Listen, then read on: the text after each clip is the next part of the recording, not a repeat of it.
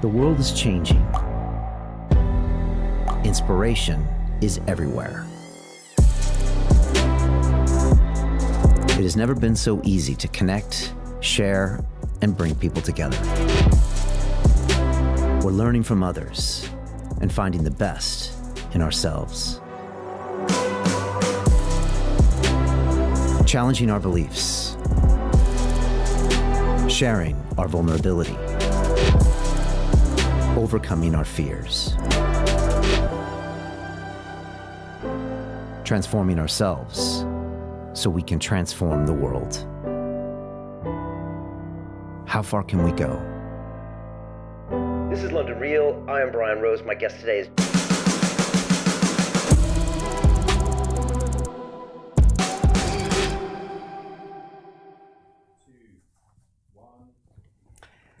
This is London Real. I am Brian Rose. My guest today is Yat Siu, the entrepreneur, investor, business leader, and gaming pioneer.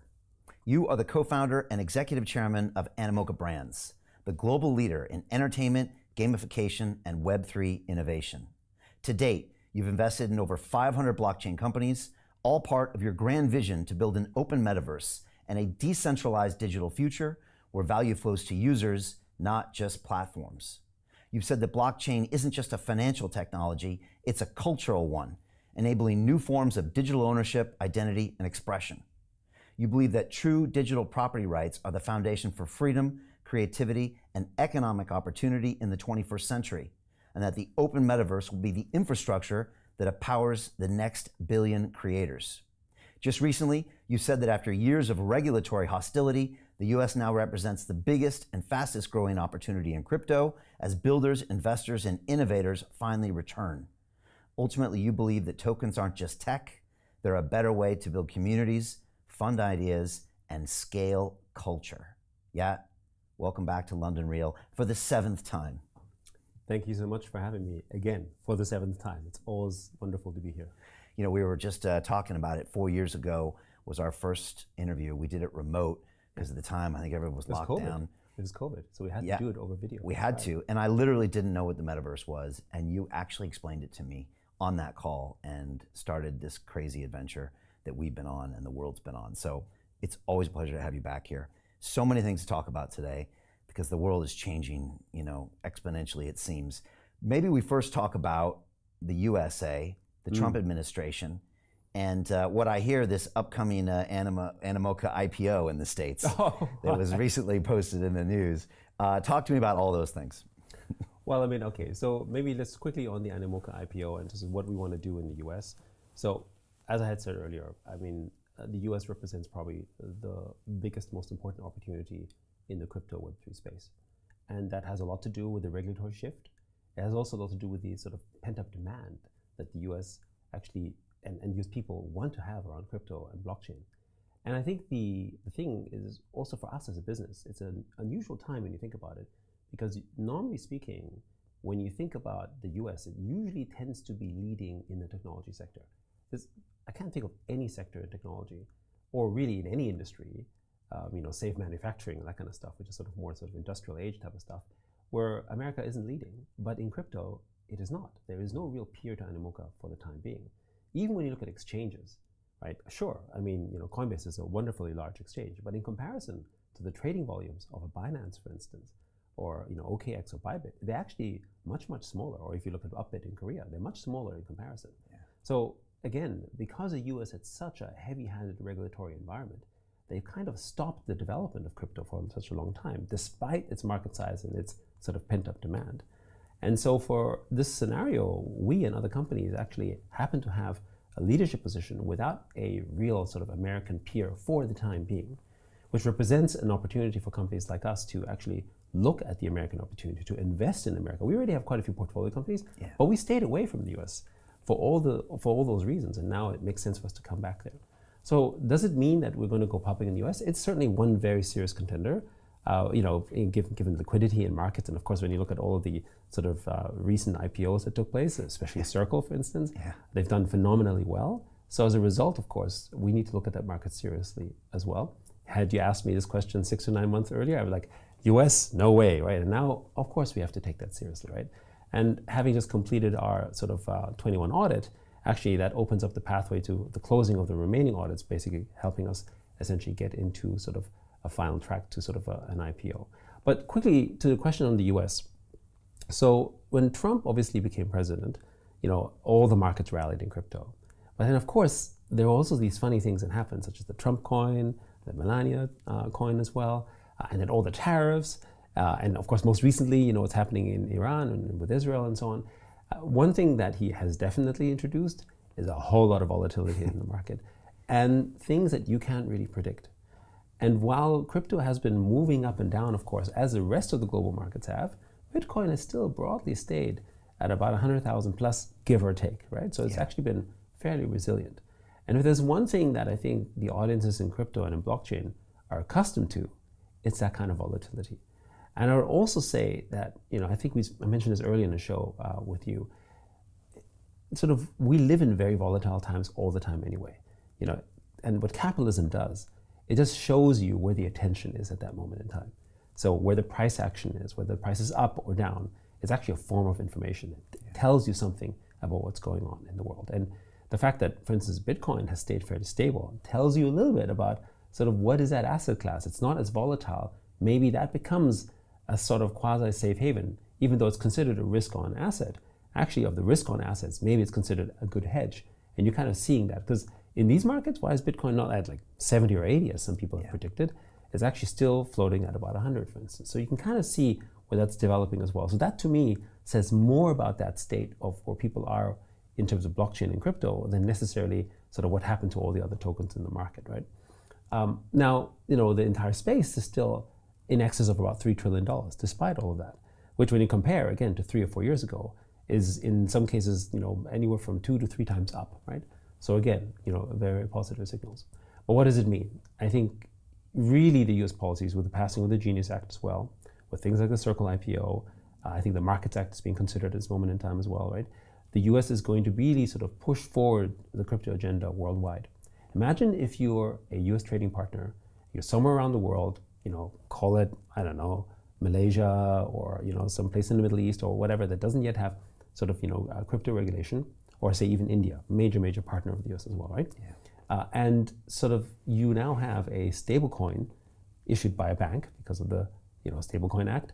So that means, we should be expecting JP Morgan coins or Citibank coins, and they're going to send that over across essentially to you as a client or as a customer.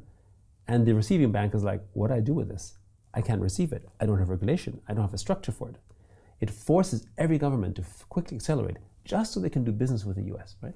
And when you think about the sort of way that technology was adopted worldwide, the internet really started global adoption because the world wanted to get the information and trade and interact with America. If you might remember back in the early days, every major country was trying to build their own intranet, as in an intranet of internets, right? Like China had this version, for instance, and other places tried to build sort of a local internet. It didn't work out because at the end of the day, sort of, global free trade and information, essentially free information ended up succeeding, right? Even the fact that there's a firewall in China, at the end of the day, if you're Chinese and you want to have access to American news or content, you know how to get that, right? So the fact is that the internet spread because of people wanting to do business or trade with America, whether it's for money, for value, or for information. And that happened earlier, by the way, with things like telex and the fax machine. Again, worldwide, companies were adopting that technology so they could do business with the US. And the same will happen with crypto and stablecoin. The rest of the world will have to move very, very quickly. Places like Hong Kong and of course Dubai, are already somewhat ahead, but the rest of the world is far behind. And now they have to play catch up because of the fact that the US has leapfrogged everyone pretty much, with the exception of Hong Kong, by having passed essentially a stablecoin act ahead of most other countries. Okay, lots to unpack there, but let's first talk about stablecoins. Circle IPO. First of all, before they IPO'd, there were rumors it was going to be acquired, by Coinbase or maybe someone else. Well, Tether. Exactly. Tether was maybe going to acquire it. Yeah, that was part of the rumors. Yeah, exactly. And it was, I think it was priced IPO $31 at around, I think it was $7 billion. And then it's just gone up and up and up and up. I think currently, as we're speaking, it's at a $55 billion market cap, which is like 8x, and it's even up in pre-market trading this morning. On a company that didn't have anywhere near the EBITDA that Tether had. think Tether was like 11 or $12 billion. I think Circle was under $1 billion because they spent so much money on BD. And look, you see them at the conferences; they got the big booths. Yeah. You know, that's not cheap. Well, they're building market share, exactly. Yeah, yes. and so, but this thing just kept going and going and going. Why is that been up so much? And then you talked about the IPO successes. I mean, our good friend Dan Tapiero runs some incredible funds. He's also our investor. Exactly, he's invested in you. And you know, he keeps texting me. It's like every other day there's a new IPO. So Deribit was the derivatives exchange that he sold to Coinbase. He's got Kraken IPO coming up soon. Obviously, the Circle IPO is happening, and you know, he's got a whole portfolio of companies that might also IPO. So I guess there's a tremendous hunger for exposure to these companies. But maybe let's talk Circle. Did that surprise you? Obviously, the Genius Act passed around then, but we all thought it was going to pass. And so, is Wall Street now seeing this? Is this going to be the gateway drug for crypto around the world? Well, first of all, stablecoins are probably the one digital asset that's probably found the best product market fit in terms of its activity. And also, when you consider the importance for stablecoins in the U.S., it's the way, certainly under this administration, that they believe how the dollar hegemony can continue to not just sort of maintain, but actually spread and become more dominant, right? Yeah. So really putting out an act like this means that every other place and bank and so on is going to start looking at a stablecoin. I mean, I think, you know, Amazon and Walmart and other companies like that scares the banks. You know, it's like, oh, well, they're about to maybe be we taken should be out. doing, yeah, potentially, potentially, right? Yeah. But there is also this sort of ability to really spread the use of the US dollar in a much more larger way. When you consider that Tether and Circle, I think combined, were probably the 6th largest buyers of T-bill last year. That's bigger than Japan and Germany combined. Let's think about that, right? Crazy. So you essentially have private enterprises buying more treasury bills than essentially the sort of 2 US sovereign allies. I mean, that says something. And you can imagine how that's going to extend even further. So you can see the importance of stablecoins and why the US really needs to push that. Which also means, by the way, that other countries in the world are just going to sit back and say, okay, let's see that happen. They're going to have to respond themselves as well. So actually, just ahead of the Genius Act, Hong Kong and LegCo just passed their stablecoin act, probably 3 to 4 weeks slightly ahead of the US, right? And we're one of the sort of sandbox participants together with Standard Chartered. And I would say to this point, that makes us still the only JV partner of an actual sort of note issuing bank, or just any bank in the world, which is actually quite exciting. The very first stablecoin obviously is going to be a Hong Kong dollar stablecoin, and let's see where it goes. But of course, you know, what's interesting isn't just what's happening in Hong Kong, right? The things that happen in Hong Kong happen to an extent with the blessing of China. And when you look at, for instance, most recently there's been some statements around saying from the government around how actually Hong Kong is an ideal place to experiment around what it would mean essentially to have a stable coin. So I think those are things that happen. Hong Kong has always been that financial gateway for experimentation for China. And even today, you can't trade stocks freely in China. You can't move capital around as you can in Hong Kong. Hong Kong has been essentially this gateway all the time, which is also the reason why the US has been targeting Hong Kong. When you think about, for instance, up until sort of recently, Hong Kong was a free trade part where it had different rules to China. And the US basically shut that down. Most other countries didn't follow. It was basically just the US. Why did they do that? They didn't do that because it was just about basically because of the protests or because of so-called sort of civil liberties. That wasn't really the reason. The reason why is because they were basically trying to sort of create a policy to see that they can basically create more of controls over basically China, because they knew that Hong Kong was the financial gateway for that, right? So this is all part of sort of a larger political play, and I think because of the internet, because of information, you can see all of that become sort of more broader and more wider, and it draws just so much more attention. So stablecoins isn't just simply a tool. There is a lot of sort of geopolitics, I think, ultimately involved with that as well, because of the role and influence of their respective currencies. Now, what does it mean for Circle? Well, I think Circle has the benefit of being first mover advantage, right? So there's that one aspect. It's also very dedicated towards it. Tether is unlikely to be going IPO. They don't want to. I don't think they need to anyway, right? Yeah. And I think Tether has established itself very much as the crypto native stablecoin. And I think it will probably forever hold that place. But when you think about adoption, of people who are not in crypto, which is still the vast majority of the world. We shouldn't forget that over 90% of the world actually don't engage with crypto. And for the vast majority of the people who engage in crypto, they only trade them in exchanges. There's about 400 to 500 million people who own crypto. That's a big number, global population being 8 billion, of course. But only about 10% of those are actually doing it on-chain and doing DeFi type of stuff. So for those guys, stablecoins are going to be very important as a medium of exchange. For the vast majority of the world, though, how are they going to move into crypto? They're going to move into crypto through a stablecoin first.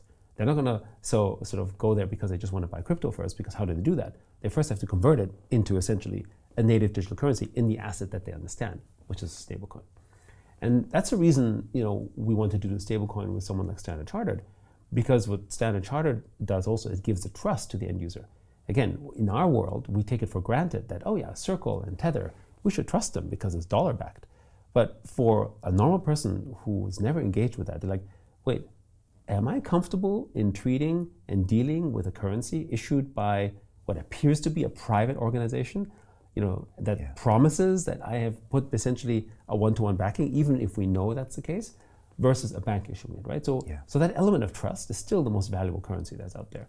And so I actually think Circle is going to have quite a bit of competition, because all of the other sort of banks in the US are going to say, wait, hold on a second, that's a great business. Why should they have all the fun? We're going to go out issuing our own stablecoin. So I think from a macro standpoint, I think it's really good for the industry that so many more stablecoins are being issued. They're going to be pushing them to their clients. They're going to own these stablecoins, and then what are they going to do? They're going to be spending them somehow in the digital space, whether it's to buy a token, to buy an NFT, to buy some assets, and also to use them in digital commerce, which is also why Amazon and those companies are saying, wait, we're commerce companies. Wouldn't it be great if they were dealing with our own currency of sorts that was essentially dollar backed? So again, it makes a lot of sense for those guys. So outside of first mover advantage, though, I do think that sort of mid to long term, Circle will have more challengers. And once the second and third and fourth stablecoin is out, and you see some numbers and you can compare against them, I think that excitement will probably start to teeter a bit. However, if I was Circle, I would use their market advantage that they have now and start doing M&A like crazy, right? This is the time when you grow, you know there's competition, use that market power, and I'm sure they're thinking about that right now. And they have a massive treasury, so they can start scooping things up left and right. That's correct. But the Bank of America CEO said even 4 or 5 months ago, as soon as that thing is passed, we're going to have our own stable coin. And that was still early on. Now we're seeing, like you said, Walmart, Amazon, JP Morgan is doing some kind of a test deposit thing with Coinbase. A deposit token. Yeah. Which is wild because, Diamond has just been the most anti-crypto person ever, but also shows this kind of duality of organizations, including Goldman. Goldman always said we don't believe in crypto, but of course, they're going to service clients. But to be fair, Goldman has been quite early within the teams in crypto, at least in Hong Kong, where a lot of the digital asset activity was based, and of course also in London. Some of the people I know there in the team were some of the earliest buyers of basically NFTs. But the official CEO version was they were not interested, even as recently, I thought as 9 months ago. But remember whatever also, that means. Yeah, but remember also, it has a lot to do with the politics at the time. Yes, of course. Right. I mean, you have to also look at where was the political wins. Literally, roughly a year ago. Okay. Trump winning was not a certainty whatsoever. Yes. Right. I know. And a lot of people basically just thought, okay, well, the fact that if you were going to have essentially, at that point, Kamala become president, then the likelihood of Gensler being out is also not a foregone conclusion whatsoever. And so everyone had to play their cards very carefully. Right? Yeah. Can you imagine? And that would be a crazy issue. And so just to clarify what you said, potentially the Chinese stablecoin for the yuan might come out of Hong Kong and maybe out of a joint venture between Standard Chartered and Animoca. Yeah, so obviously, this you said that, not I. But to be clear, I think that's the opportunity for why China would be interested in this. Just in terms of actual facts, I mean, dim sum bonds today are essentially all traded mostly in Hong Kong, which is essentially basically Chinese bonds. Okay. And Hong Kong does something like 2 trillion renminbi a day, I think, basically, for foreign renminbi trade. So it's vitally important for them. So Hong Kong is already that gateway. And if they're going to do a stablecoin, whether this is with us or someone else, right, just to be clear, I think makes a lot of sense. However, they're going to be cautious. They're going to be careful about this. They're going to analyze this. This is why they use Hong Kong as a test bed, which is why there's sandboxes and so on. So China is going to be doing this, and Hong Kong is going to do this in a very sort of deliberate, regulated, and careful manner. But when they do come out with something, I think it's going to be massive. Okay. And Animoca in the future possibly could entertain a US IPO. You obviously just got the audit done, but who knows? That's in the future sometime. Yeah. I mean, you got Justin Sun, who said he's going to IPO Tron in the U.S., which of course we love Justin. He's been on the show before. He is one of the greatest marketers ever in marketing himself and his company. I think he would later said that was just a vehicle, like a treasury vehicle for Tron. Yeah, but maybe not. I think treasury vehicles are probably the most common thing right now. Yes. So for instance, they're the new hot thing. It's a new hot thing, and you think about it. Actually, treasury vehicles are a great way for any token issuer to essentially bring attention to your product, and a way to buy them without calling it an ETF, which has its own complications. Correct. By essentially bringing on a kind of investor who knows about you, and also essentially becomes an accumulation play. It's also a fantastic way to ensure that the business in question, provided that is a decent play, is going to continue buying the asset and holding it on its treasury as a kind of, I guess, kind of what Grayscale used to do with Bitcoin. Right, before it became an ETF, that was actually what GPTC was, right? It was essentially a kind of basically Bitcoin index that the public markets could basically participate in. So I expect that to happen in many more tokens. So I think that makes much more sense. Okay. I don't know that sort of Justin necessarily enjoys the rigors of a public company per se. That's not to say that he wouldn't consider that. It's just to say that why would he have to deal with that? There's pros and cons. I think for us being a public company makes a lot of sense because we think of ourselves as a potential consolidator, right? We also think of ourselves as one that's already a public company. We have 3,000 shareholders. We have to have audited financials. We have the public accounts. Our numbers are public. So we have were public before. Yeah, because we were public on the Australian Exchange. Stock Exchange. Exactly. So we have all the disadvantages of being a public company, right. but we're not getting out of the benefits of the market. So of course, us going public makes a lot of sense. But I think a lot of people, just quickly on the audit, a lot of people were skeptical that we could even get a full audit done. And more importantly, this audit is essentially an unqualified opinion.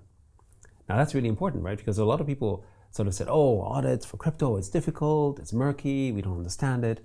Right? And this lays a foundation essentially for all the audits to come out, not just fairly quickly, but also with all the necessary frameworks that took a while to establish. And why this is important is that I don't think it's just us. Because the way we do accounting and deferred revenue bookings and so on is actually a blueprint for how other companies can now look at it and saying, oh, you know what? When we have a company that's generating revenue through crypto, how do I account for that? Because remember, if you are a stablecoin, very easy.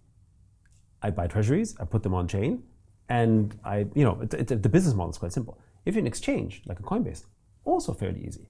You clip a fee, right? But a business like ours, which is not just investing, but it's building, launching tokens, much, much harder. How do you deal with the inventory of tokens? How do you account for them? What's revenue recognition? What's deferred? What's not?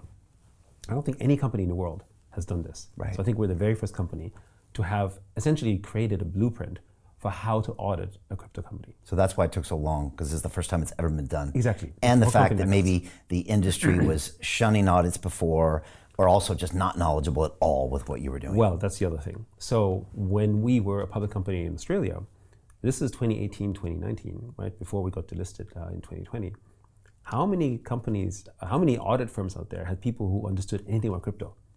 So we were dealing with audit partners who never even owned any crypto, right, who didn't know anything about this. So this current auditor, Hall Chadwick, actually, they have a crypto practice, and they dealt with crypto firms, so they had familiarity with it. Today, you're going to find a lot more firms around who basically know and to deal with that, whether it's an existing partner, whether it's some new people that came into the firm because they own some Bitcoin, they own some crypto, they get it. It's not some weird, funky stuff. They're not necessarily even positively inclined to it. It's more like they understand what it is and they can deal with that, right? Not that different from when new technologies emerged, whether this was internet companies back in the day as well. They're like, how do I deal with? Yeah. Remember back then. In the 90s, people used to value internet companies based on eyeballs. Eyeballs. Right? They said eyeballs. That was the valuation metric. Of course, that's changed as well, but the point is that people are still trying to figure out how to do this. Basically, blockchain and crypto is the same. So we're getting to this point, and it's going to get easier and easier not only because of the work that we've done, but also because other firms out there now have within their core of people that they've hired, people who have crypto. So it's much easier to deal with. Whereas 5 years ago, I mean, you barely had people who even heard of it within your degrees of network, never mind working with an audit partner or audit firm that actually owns any of this or has any interaction with it to be confident that they can deal with it. Like we had to deal with questions with some former auditors who were like, oh, we don't even know whether this token is real, right? Well, look at the trading volume. That could be fake. Okay, so what do you want us to do? Well, if you sell all your tokens and then buy it back, then we know there's liquidity. I'm like, is that what you do in the stock market? Do you want to prove the value of your shares just by selling all those shares and then buying it? Like, it doesn't make any sense, right? But it's just that they didn't trust it. And there's also a lot of, I mean, you've probably heard this before in the early days. It's like, oh, trading volumes are fake. It's all not real, right? And you still get some of that, right? But look, I mean, on all these exchanges, today it's something in the order of $100 to $200 billion of daily volume trades, right? I mean, you can no longer say that is basically just all rubbish. But you will still get people who are skeptical because it's just so far of their imagination that that's possible, even though that's exactly what's happening. Okay. You spoke earlier about Bitcoin, and Bitcoin's been this incredible story that, quite frankly, has been decoupled from the rest of the market the past year or so. And so, like you said, right now, we had a pretty massive action from the United States on Iran over the weekend, and Bitcoin is still above 100,000. You know, it's at 101 and change, down from an all-time high of 12, and maybe down from 104, 105 before that action. And it's become kind of I guess could be called the risk-on asset over the weekend because not much else trades. But we've also seen Bitcoin dominance going even higher and higher and higher. I think it hit 66% over the weekend. And Benjamin Cowan, who runs Into the Cryptoverse, is a former guest. He's cheerleading it the whole way, much to the chagrin of altcoin holders, maybe like us. Is this ever going to stop? Because Bitcoin seems to be taking all the air out of the room. We have seen the Ethereum ETF pick up recently. I think it had 15 days straight. Some people say that stable coins are the Ethereum Trojan horse into Wall Street, but altcoins have been struggling in a significant way. That includes gaming tokens, that includes lots of things. Is this going to continue? Is there any respite in sight? Or is Bitcoin going to continue to suck all the air out of the room, especially with all these treasury companies? Yes. There's 113 public companies that are now buying treasuries. At the last glance, that probably means, and I'm not joking, it's probably up to 140, 150 by now of people that are thinking about it. Yes. So what is your call on that? I'm sure people ask you about this all the time, Yeah. including your investors. So first of all, the whole sort of buying Bitcoin as a treasury asset, there are those who really believe in it, right? And we just backed one ourselves called DDC Enterprises. Okay. What country? It's US listed. US, right? okay. But Norma, the founder, she's Chinese. Okay. And she basically got a lot of support from Chinese Bitcoin holders to basically to do this play. And it's done very, very well as well. So, and again, long-term prospect for Bitcoin, we're totally positive on this one. Yeah. But I think the one thing, and I said this before on your show to understand, is that when Bitcoin does well, ultimately, it's great for the entire ecosystem because of the permissionless nature of crypto and of tokenization. You actually don't have a monopoly effect. So as much as people say, oh, look at Bitcoin sucking out all the air, at the end of the day, when you make money on Bitcoin because it goes up, you end up putting it somewhere else. And when you put it in there, whether it's through leverage, right, which is the other point here, right? Like part of the reason why when the markets deleverage so quickly is that because they've leveraged their Bitcoin to do something else in the crypto space, whether it's DeFi or other tokens and that kind of stuff, then actually it just shows that the more money you make in Bitcoin, the more capital flows into the rest of the ecosystem. Well, Michael Saylor's not putting capital in the ecosystem. Yeah, but the treasury companies aren't putting capital in the ecosystem. The Maxis aren't doing it, and the hodlers aren't doing it. They're just going to hold. But that's not true. The hodlers actually are looking at ways in which they can generate yield from this. Right? Some are. Yes, exactly. If they can find a way. And so the yield plays of Bitcoin are starting to be that next wave, right? In terms of basically doing stuff there. But they're so far disappointed. Yeah. That's because the yield, it's conservative yield. So we're talking about single-digit percentage, right? So if you want to compare it to altcoin gains, you can't basically look at it the same way. Questions about custody and Correct. that kind of thing as well. Exactly. But very, very quickly, just on this point, is that when Bitcoin increases in value, at the end of the day, we might say, oh, look at how it's taking out the sort of all the air out. But actually, really what's happened is that the sort of altcoin space has been more diluted with many, many more tokens.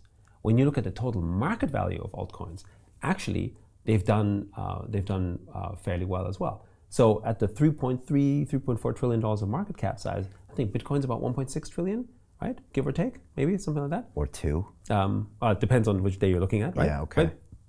But once you take out stablecoins, it was about 300 or 400 billion. The rest is altcoins, right? So that market has grown, but it's just been distributed over many, many more tokens. Right.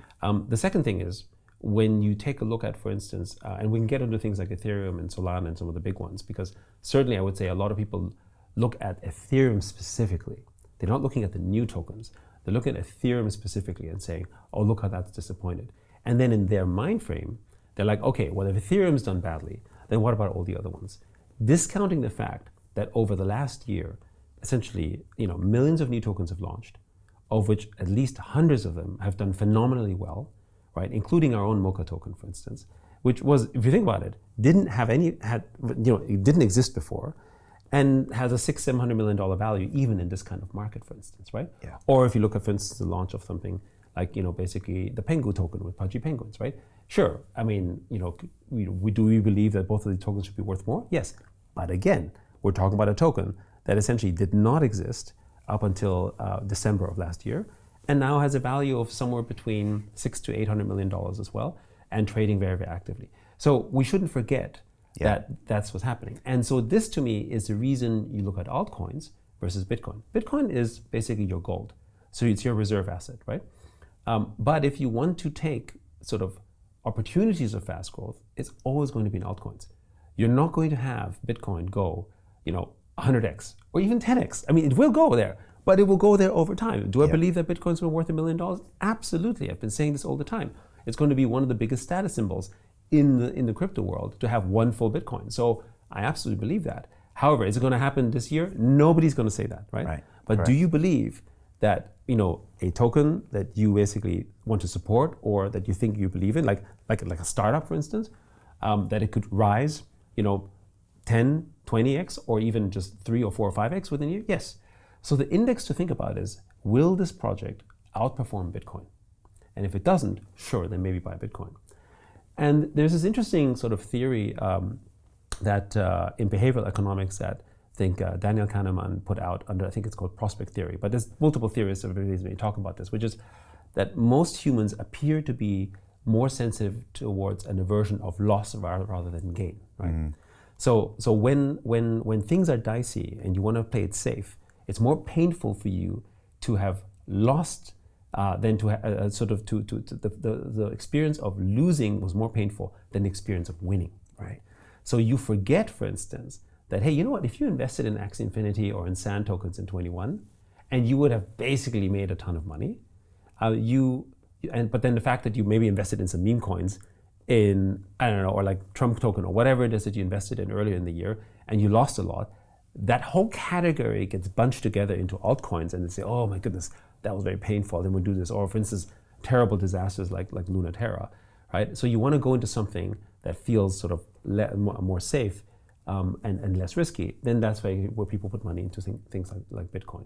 But I think what will also happen is that there's going to be a bifurcation ultimately between what's in the category of altcoins, right? So in other words, because altcoins today is everything but Bitcoin. Yeah, what does that mean? Yeah, exactly. What is it? It's a terrible word. Yeah, it's a terrible word, right? So you have in there, you've got Solana, you've got Ethereum, right. But then you also have Bonk, and you have Mocha in there, and Sandbox, and then you have every millions of other tokens. Yeah. I mean, that's not actually a fair definition either, right? So ultimately, you're going to have these areas where you've got your Bitcoin, then you've got your institutional token plays, which includes the Ethereum, Solanas, we think also Mocha, and sort of, and then even the ones that are sort of in the meme category, like a Pengu, for instance, or even an ApeCoin, sure, right? They've been struggling in this market environment in macro, but you've got people building behind it. You've got real ecosystems. You've got real support behind them, right? And we see that as a market opportunity. So most recently, for instance, one of the gaming projects we supported was called Cross the Ages. Yes. Right? And I think we're both investors in CrossCages. Yeah, we've had Sami Chalagu, their CEO, on the show twice. We invested 4 years ago, back in 21. Huge fans of Sami, the vision, the project. It's and the incredible. project works really well. Yeah. The game, you know, he's had a great track record as a game developer that's made profitable games, lots of users, right? Yeah, great community. Great community. But the token's absolutely been crushed, right? And so you have a few opportunities. You go, well, do you look at a new gaming project? Or do you look at a gaming project that's undervalued? Which is, by the way, what people do in the stock market all the time. Yeah. They look at what are the opportunities out there. And they were a portfolio, you know, we spoke to them, they spoke to us. We're like, you know what? I think there's something there, right? They were at I think under $10 million market cap. I mean, you know, for a company like that, which is a bargain even in Web2 sort of classical terms. So I said, you know what? That's totally sort of oversold. So we decided basically to support the project. We sort of, you know, obviously didn't just back them, but we also bought tokens in the market. Most recently, we announced it. Yeah. As of the start of the year, the token is up 400%, right? So Cross the Ages as a token has outperformed Bitcoin. Now, of course, you can't make the same parallel example. They're not the same assets whatsoever, right? That's kind of saying I outperform gold. That's not the point here.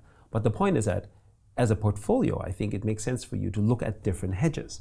Right? So you look at things that you have conviction on, right? I mean, people who invested in AI companies before, right? Or companies who've invested in biotech companies before, right? These are all companies, regardless of whether they're a token or not, that can outperform the market if you have conviction and belief in them when you see that, right? And so I think a lot more of that will happen. And so I think as a result, altcoins are going to be distinguished between those that have institutional backing, like from the likes of us or other ones. Because the one thing that we haven't fully accounted for yet is that right now, the BlackRocks of the world, they are buying Bitcoin. What are they buying next? They're going to start buying things next, right? You already see all of the ETFs coming out for different tokens, right?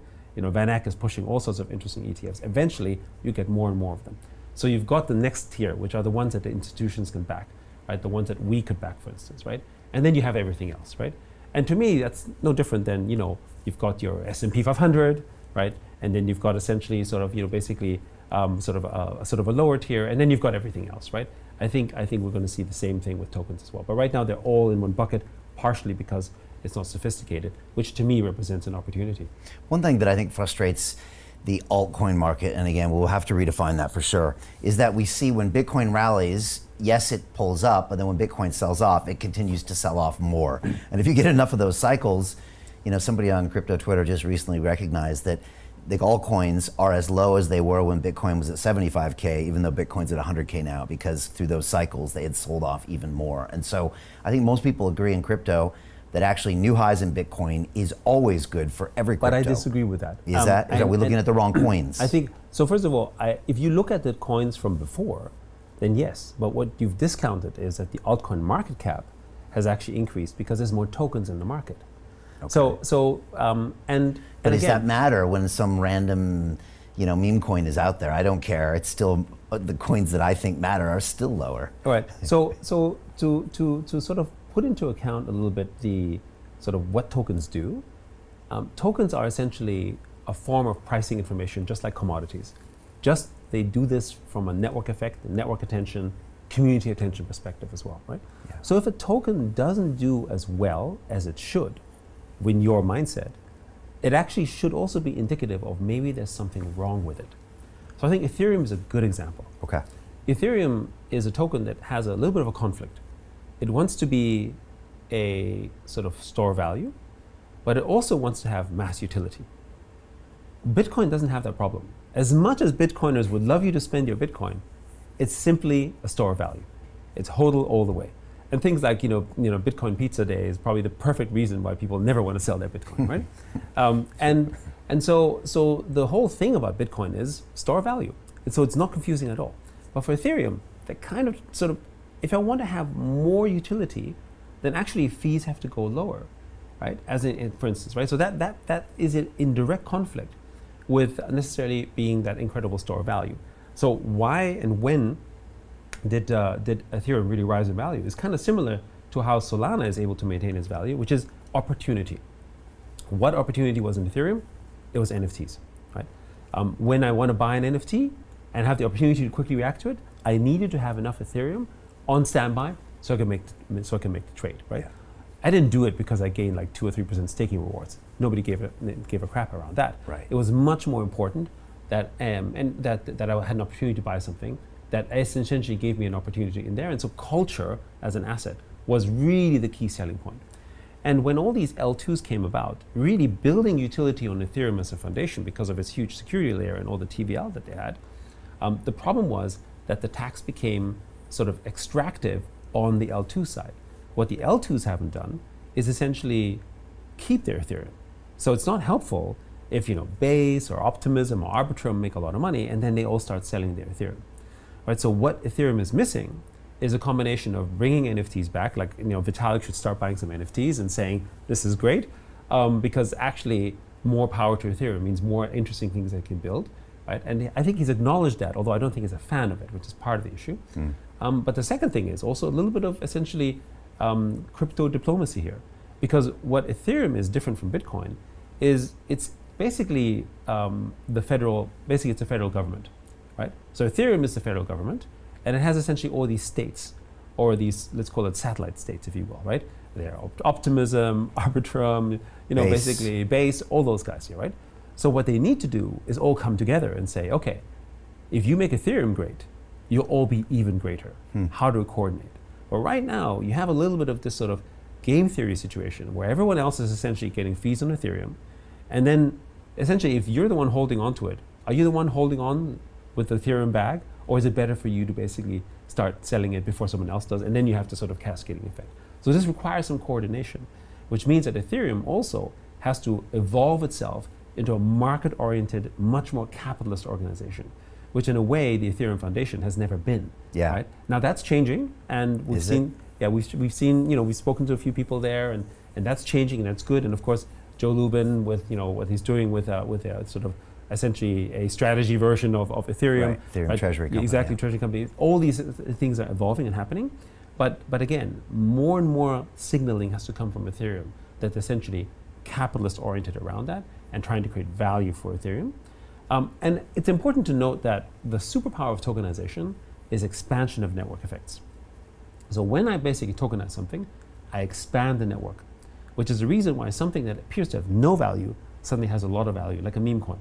Whether it's worth $50, $500, or $5 million, that's kind of beside the point. It's just indicative of the strength of that network. Now, what I mean by that? What I mean is that the tokenization effort spreads and combines networks such that you can enumerate the value of the network effect in question. Even with a stablecoin, you might say, well, the value of the stablecoin doesn't go up. But the fact that a stablecoin is tokenized and spread to the world means that the dollar has more power. So there's an interesting irony that despite the fact that the Fed essentially has printed trillions and trillions of dollars into the market, right, devaluing it as a store of value, why is it that the dollar is more powerful than ever before, right? And it has to do with the fact that more people are using it, right? Right. And so you have this sort of interesting thing around, okay, you want more influence and more impact? That means you need to have more distribution. But when you have more distribution, you kind of have more inflation, right? So when do you reach that equilibrium is a market's evolution phase. And we're currently so early still. Again, when you talk about sort of 500 million people own crypto, less than 10% are basically doing it on DeFi. There's 8 billion people in the world. We're going to see very, very volatile times still, right? But again, if you're looking for the assets that can outperform Bitcoin, you're going to find it in alts. You're not going to find it in Bitcoin per se, which means that if you want to have a strategy, what I found also is that the reason why Bitcoin is holding itself is that if I've made money in alts, I store it in Bitcoin, right? That wasn't the case before. So to me, that's actually positive because it means that I can now very easily move it from Bitcoin into other areas.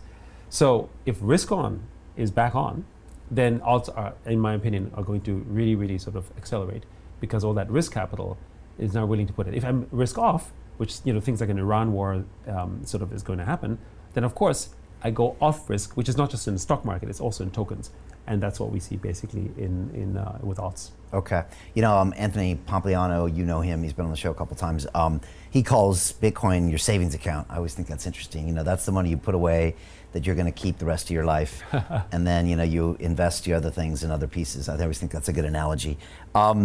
Let's talk about when this season might come where risk goes on in these altcoins. So we're also hearing rumors of other ETFs happening, Solana, XRP, Doge, and some of these actually seem like they could be happening in the next weeks and months. Obviously, Genius looks like it's going to pass, and then there's other bills after that. There's that market practice bill, which is kind of making DeFi okay in America. And so I guess I'm going to ask you the question that people will ask you, when do we think this is going to happen? Some people say you need a Fed dropping rates before there will be an altcoin season. That looks like it will definitely happen in May when we get a new Fed chair, which again isn't that far off, especially if you know it's going to happen. Do you think we need a Fed move for them to be an altcoin season? And when do you see this happening? So I guess a couple things that will move crypto up. It's either going to be Fed dropping rates or it's going to be printing money. Okay, right. Yes, right. And outside of course, policy aspects and more stability in the market, which I think is the one thing we can't necessarily sort of assume. One thing that we should assume with Trump is that there's going to be a lot more volatility and a lot more things that we cannot expect, right? I think everyone in our industry certainly was not expecting this activity to take place over the last 6 months, right? I mean, it's pretty wild if you look at the swings. Yes. Now, what's important for Trump? If you look at, if you had to take a bet at things, you would want to make sure that the sort of US government and that the markets are in reasonable shape to make sure that midterms are at least looking good, right? And also you want to make sure that Trump has, I think he wants to make sure that he has a positive legacy ahead of him, which is also why I think, when you look at what's happening with the tariffs, the way that it acted wasn't really that long, right? I mean, when you usually have a tariff war historically, it doesn't end in a week or in a couple of phone calls or some great sort of, posts and tweets. We had a great meeting, it's all done. Like, these are usually long negotiated processes. Is it over?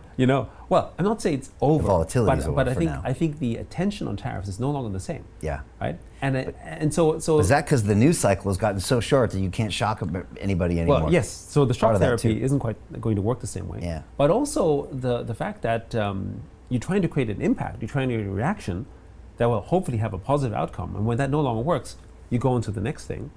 But at the end of the day, what I think they all want, regardless of the way they're getting there and regardless of all the criticism, is they obviously want for America to be better. And by the way, I don't think that's what everyone agrees with, right? There's a whole bunch of people who say everything they're trying to do is not for the benefit of America, but just for the benefit of a select few. I generally disagree with that statement because I think they do care about their legacy, right?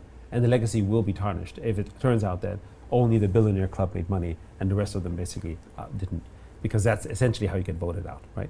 Yeah. And then, at the end of the day, as we all know, history is written by the victors. And so if the next candidate is completely going against everything that they've done before, they're going to rewrite history and it's not going to look very good. So I actually think they're going to try to do whatever they can to make the markets look more positive. Which basically means if the Fed isn't going to cut rates, they're going to do some other stuff. Well, they're playing around with these banking reserves and how much the bank has to hold in capital for owning treasuries, and that's since thinking about relaxing that, which is a way of printing money. Correct. I don't know if it's a way of printing a lot of money, but... Well, I mean, I think they were very aware of the fact that they need to essentially get the economy back on track and to get essentially more flows into economies, not just overseas investments, but just broad activities. So I think, if I had to sort of put a crystal ball onto it, we generally believe that by Q4 and early Q1, actually markets are going to be up for a recovery. And again, it's for the lead up for what's going to be a very, very important election in the next year. For the midterms. Mm-hmm. Yeah. Well, I mean, look, we know that there will be a new Fed chair in May, and we know whoever's appointed is going to be cutting rates, maybe 200 bips, maybe not. But so knowing that, would you expect the market to even react to that in early Q1, knowing that that is coming? Now, there's I think 1 or 2 rate cuts potentially this year, according to Polymarket. maybe that's true or not, but we know we're going to get something significant in May. I think that's hard to dispute. So does that already help markets, or do we have to wait? I mean, people are, so I think what's really interesting is that people have been very optimistic about things. So at the end of the day, given everything that's happening, historically, and I think this is fascinating to see, historically, people would have been a lot more bearish, but right now, because we've become so desensitized to sort of the sensationalism of it all, right? The fact that the stock market's still doing okay, the fact that Bitcoin's over 100,000, the fact that crypto is over 3 trillion as an overall market asset, is actually pretty insane, right? And it does say something about human resilience, but it also says something about our hope that things are going to get better, right? And so I think there's going to be more disappointment if maybe, and I don't know what that number is, if when the Fed does cut their rates in the future, that it's not hitting the number they expected, right? They go, oh my goodness, this wasn't as good as I hoped. Boom, boom, boom, boom, right? As opposed to, do people expect the Fed to cut rates? I think a lot of people are already baking that in one form or the other. Whether it's short to midterm or long term, they're already sort of baking that in their perspective. Many of them making assumptions like the US can't support this kind of debt. They have to figure out ways to do this. It's just that essentially, I think the sensitivity to that is different. So the markets are actually much more resilient, I would say, than one would expect given everything, between the tariffs and the activities that's been taking place. Yeah. Maybe to the detriment or the chagrin of the people who've been trying to sort of shake up the markets despite their best efforts. Tell that to the altcoin holders that the markets have been resilient, because they're crying. Well, I think the reason they're crying is because they look at Bitcoin. Okay. I think it's a relative game. I mean, let's not forget where we were in 23 and in late 22. Yeah. Okay, I mean, yeah, we could sit here. And this is a man who owns a lot of altcoins. Yes, exactly. I mean, so I listen when you talk. Yeah, I mean, Ethereum was, like, I think 1,000, or maybe briefly hit broke below 1,000, for instance, right? And sure, we've had, go with 2,800, now it's like a 21 or 2,200 or something like that, right? So when you compare it to Bitcoin, you go, oh my goodness, right? And that's kind of where you compare it. Well, when you compare it to any other type of asset over the last, of a very popular asset class, it's up, 2.5, 3 times. That's not crazy. It certainly beat inflation, and it's certainly not bad, right? And if you were playing in the market and you were active in different activities, then you would have done okay too. But what you can't do is, I think, just keep 1 or 2 assets and say that's it. If you want to just really sit back and just sort of hold one asset, then I think Bitcoin's the one to do, where you basically want to sit there rather passively, because it was the one that had the first major institutional adoption. Okay. But if you're playing the altcoin market, I think you have to play it differently. I don't think you can say, I'm just going to buy Solana and Ethereum and just sit on that, right? So for instance, when we got into TON, it was below $1, right? And yeah, at its peak, $7, and now it's like 3.5 to 4 or wherever that sits. Like, we're not crying.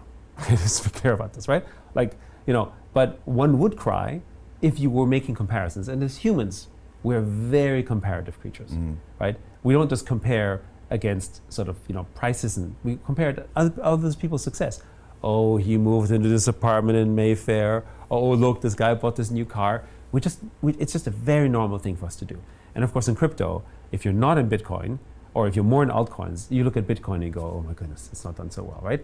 But I would say you're a much happier man if you basically count your blessings where you are, the fact that you've had winnings compared to most people in the world in this kind of volatile environment, because in the macro space you've done well. Could you do it better? Yes. I do think, for instance, things like AI agents are going to be better at this stuff, for instance. Like, for instance, if you want to play, in the altcoin space, you're not going to just buy one token. You probably have to manage an index of 50 or 100 tokens. How do you do that yourself? This is where an AI agent comes into play. Or this is maybe where you start diversifying into things like, funds or people that you trust that can do this, for instance. Or you invest in projects you have long-term conviction. I like to personally look at projects where I have long-term convictions, like the Cross the Ages example, for instance, or Mochaverse, right? Yeah. These are things where you have a vision around that. You think it's going to do well. You might be wrong, but at least you've backed something positive as well. And if you're correct about this, then you will do far, far better than if you basically are just trying to sort of day trade, right? And we shouldn't forget that the vast majority of people in altcoins versus Bitcoin are day traders, right? Because they're there to trade in activity. And while they are important in the market, right, they are not the ones that they're not the only part of that market, right? So as we bring more people into the space, you want people to have long-term conviction to hold, right? And so my challenge to the altcoin guys out there is that if you want to build a product that has staying power, then you need to build an audience that has staying power. In other words, don't just attract the Web3 degens. Don't just go for the people who want to trade your token. They're important. Go for the people who hold your tokens. Bring in new people into the audiences, which is why gaming is still important, because that's where you bring new people into the space, for instance, right? The fact that I can, the fact that you own tokens in an exchange is great, but there's only one thing you can do in exchange. It's to trade. That user is going to basically speculate on your item. And then you're complaining that they're speculating? So you have to basically make sure that you have both sides of these audiences. And if you look at the bright projects, for instance, whether it's Ton or for example, Mochaverse, right? When we did our public sale, it was like a 250 or 350 million valuation, right? At its peak, it was 2 billion. Right now, it's sitting around 700 million. Not bad, right? Telegram as well, right? You were able to get it on market at below $1, sitting at 3 to 4, right?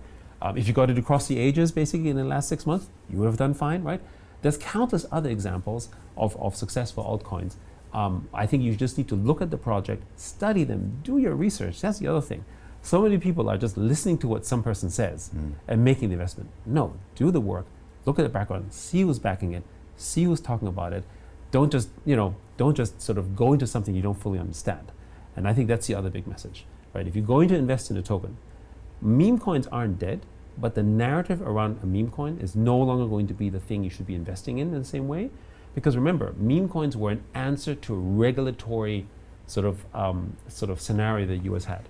If I'm launching a token and I'm telling you, no utility, it's a waste of time, don't take it serious, right. It's a joke. Then it's legal. Then it's legal, right? Right. So you're by definition creating a framework where you've created a bit of a joke, right? When many of them were secretly trying to build utility.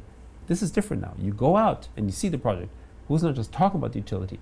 What are they building? How are they communicating? Is it a real team? Who's behind it? No different than when you're going to invest in a company anywhere in the world. And this is now able to be the case because with this regulatory sort of new regime, you now have the ability to essentially advertise a utility that you couldn't do before. Okay. So if I'm reading all those tea leaves, alt season starts in Q4, according to Yat Siu. Yep. Let's go for it. Q4. Okay, yes, exactly. Q4 is, yes. All right. You mentioned artificial intelligence in there. And I think you and I were backstage at the Consensus Conference 3 years ago, I think it was, when we both met William Shatner for the first time. Oh yeah, that was awesome. We were both pretty excited about that. Yeah. Fan moment for sure. Yeah, you have to, if you don't know, you don't know. Yes. But that was amazing. And you said, Brian, the tokens, the blockchain is what AI needs for it to function in the future. And you were the very first guy that ever said that to me. And I didn't really understand it at first, and I had to think about it. And then all of a sudden, we've seen so many people now talking about that. Where are we with AI and blockchain? Where are we with AI in general? Again, talk about sucking the oxygen out of the room. It seems to be dominating venture capital right now. Silicon Valley, I would say, is all about AI. You had made a comment to me a few months ago that very few people in Silicon Valley actually care about blockchain. It's actually other places that do. And I think you make an interesting point. So maybe you can speak on all of those things. So first of all, I actually think that tokens broadly are the best bet for a regular person to hedge themselves against the future of AI. Why do I say that? Because what is the asset class that AI is going to interact with? It's going to be crypto, but not just as a means of exchange, but as a means of creating value. So the powerful and really fascinating thing about a sort of agentic AI with a token is that for the first time, an AI has true agency because it has true power, because it can mint a token.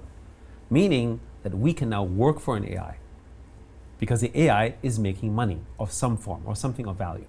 Now, how does he make that money? Either he makes a smart contract, generates his own token, launches Solana, some versions of that exist, right? Small as it may be, or maybe it's just a really, really smart trading bot on AI that trades really, really well and essentially starts to make profits and use some of the profits to essentially pay users to do stuff that they needed to do. In the last 4 years, something like $48 billion worth of airdrops were given to users. Those are mostly protocols, Web3 gaming projects, some AI stuff. what's the difference between paid by protocol and being paid by an AI agent? Effectively nothing from the end user standpoint. Right? Now, you say that's a lot of money. But when you consider that essentially that's just a proxy for the attention economy, because it's a form of advertising. Last year, the advertising industry globally was $1.1 to $1.2 trillion, right? In a highly inefficient advertising market. Like anyone out there who's like spending money on Google ads or Facebook ads is going to tell you it's not working out for me. No. And yet they're still spending money on that, right? Yep. Yeah. So that's 1.2 trillion.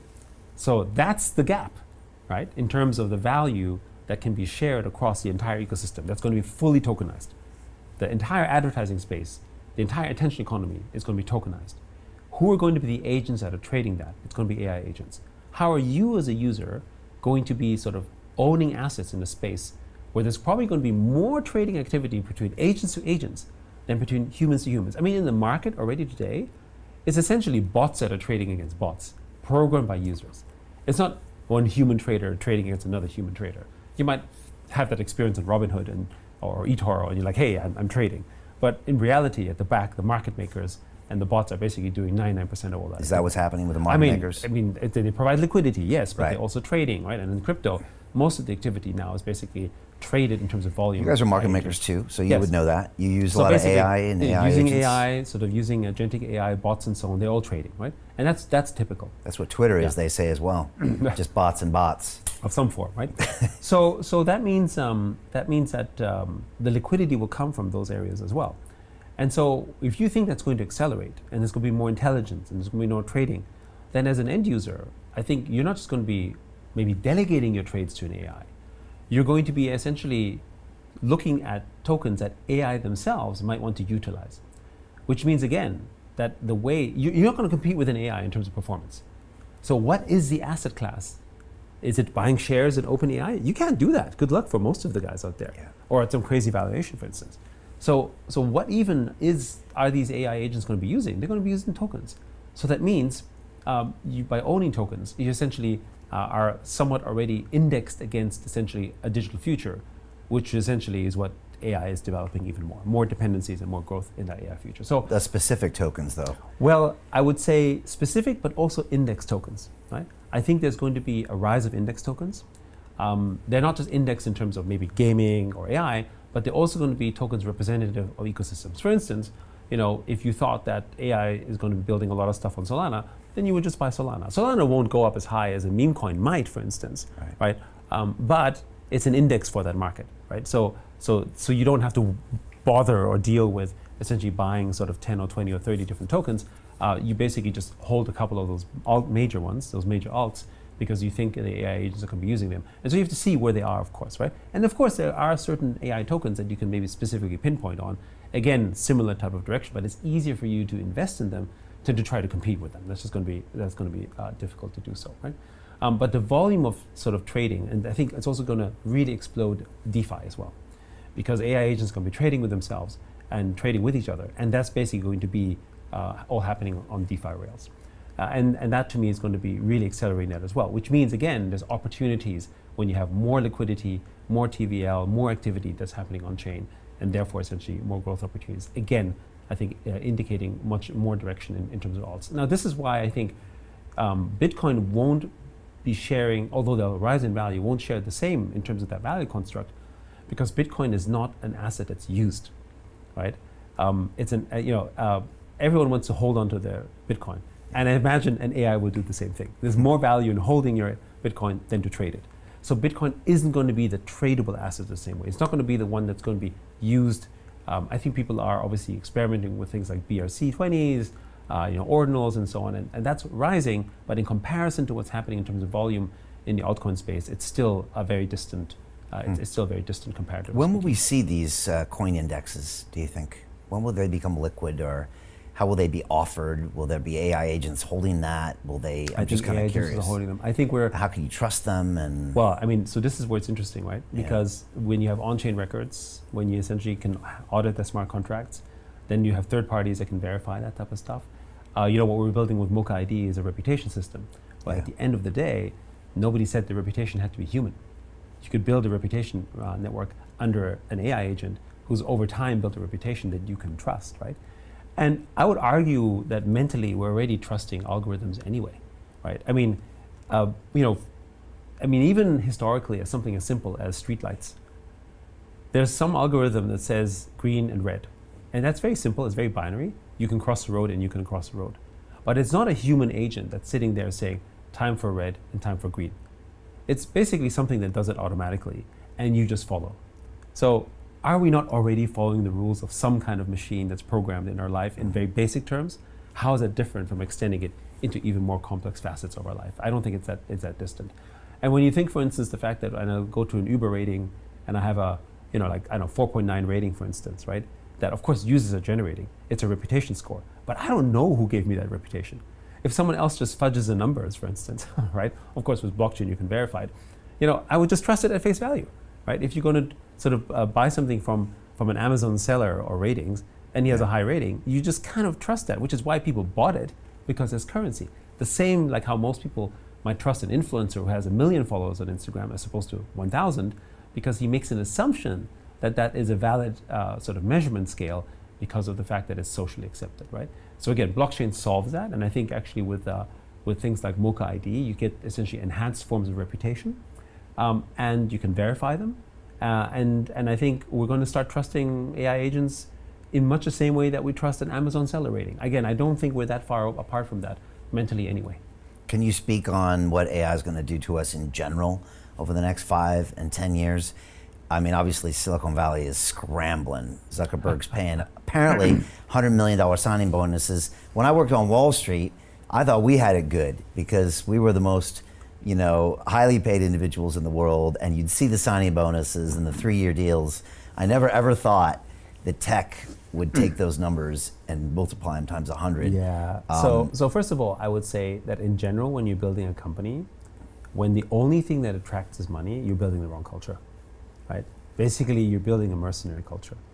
And I think we've seen what happens to societies and companies and cultures that are built on top of mercenaries. They just move to the next one that pays you more, right?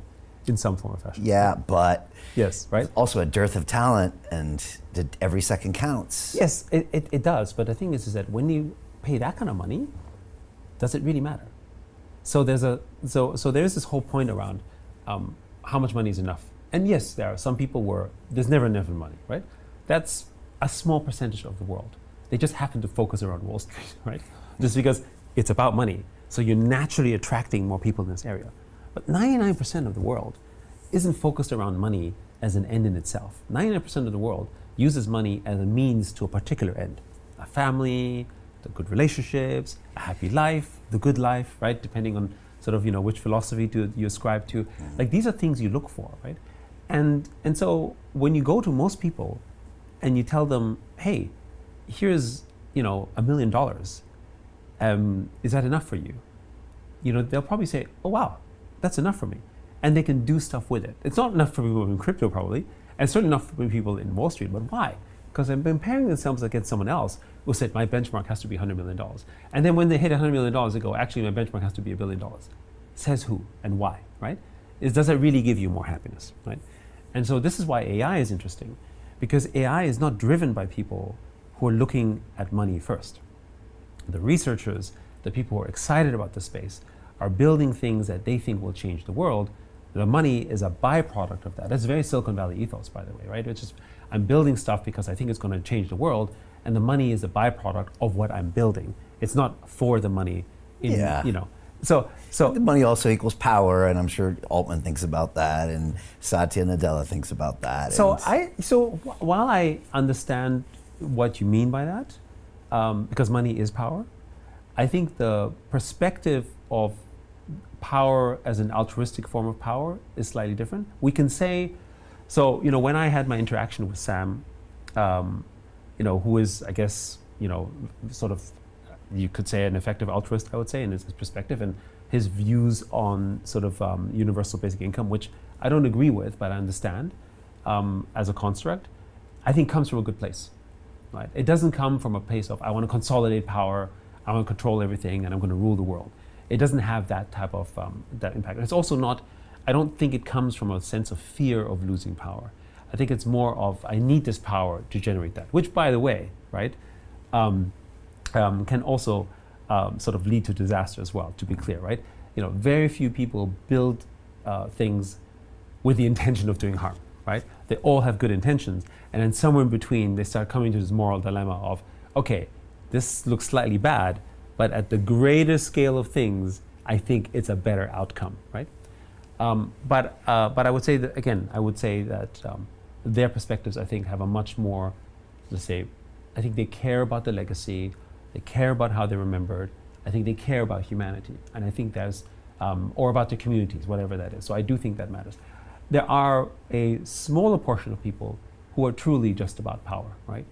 And of course, there's this sort of famous old saying that I've said on your show as well, the famous adage, absolute power corrupts absolutely as well, right? So once you're drunk on that power, right, then you might do things that you wouldn't normally do, because suddenly you can act with impunity. And some people might criticize certain sort of business leaders around the world to be acting this particular way. But even people who sort of critique Musk, at the end of the day, I don't think his intentions are around wanting to do bad things, right? Like when the U.S. government basically sort of was spending and not giving sort of the things that he thought Doge was going to do, it didn't seem to be about power. At that point, it was like, that's rubbish, right? So they will speak out on what they think is right. Okay, but now, is superintelligence going to kill us all? That's kind of what I'm more asking. Or are a few people at the very top going to use superintelligence to dominate us all? 5-10 years from now, will there be 40% unemployment in the world? I think these are all very possible scenarios. So I'm a techno-optimist, as you know. So I'm going to paint the positive scenario on all this. I think you've probably heard enough doomsday scenarios to fill, basically sort of reels of movies and everything else around that. So first of all, and by the way, I do want to call out this interesting study, I think it was in MIT, that basically said that people who use ChatGPT to write essays were sort of becoming less intelligent because their brains were not developed. Exactly, right? developed the same way. They were getting stupider. Yeah, because stupider, effectively. Yeah. What's the lesson there? I don't know. Well, the lesson is essentially the lesson, which isn't that dissimilar from things that we've gotten used to. For instance, I don't remember any phone numbers anymore. Right. Because I don't need to, right? Yeah.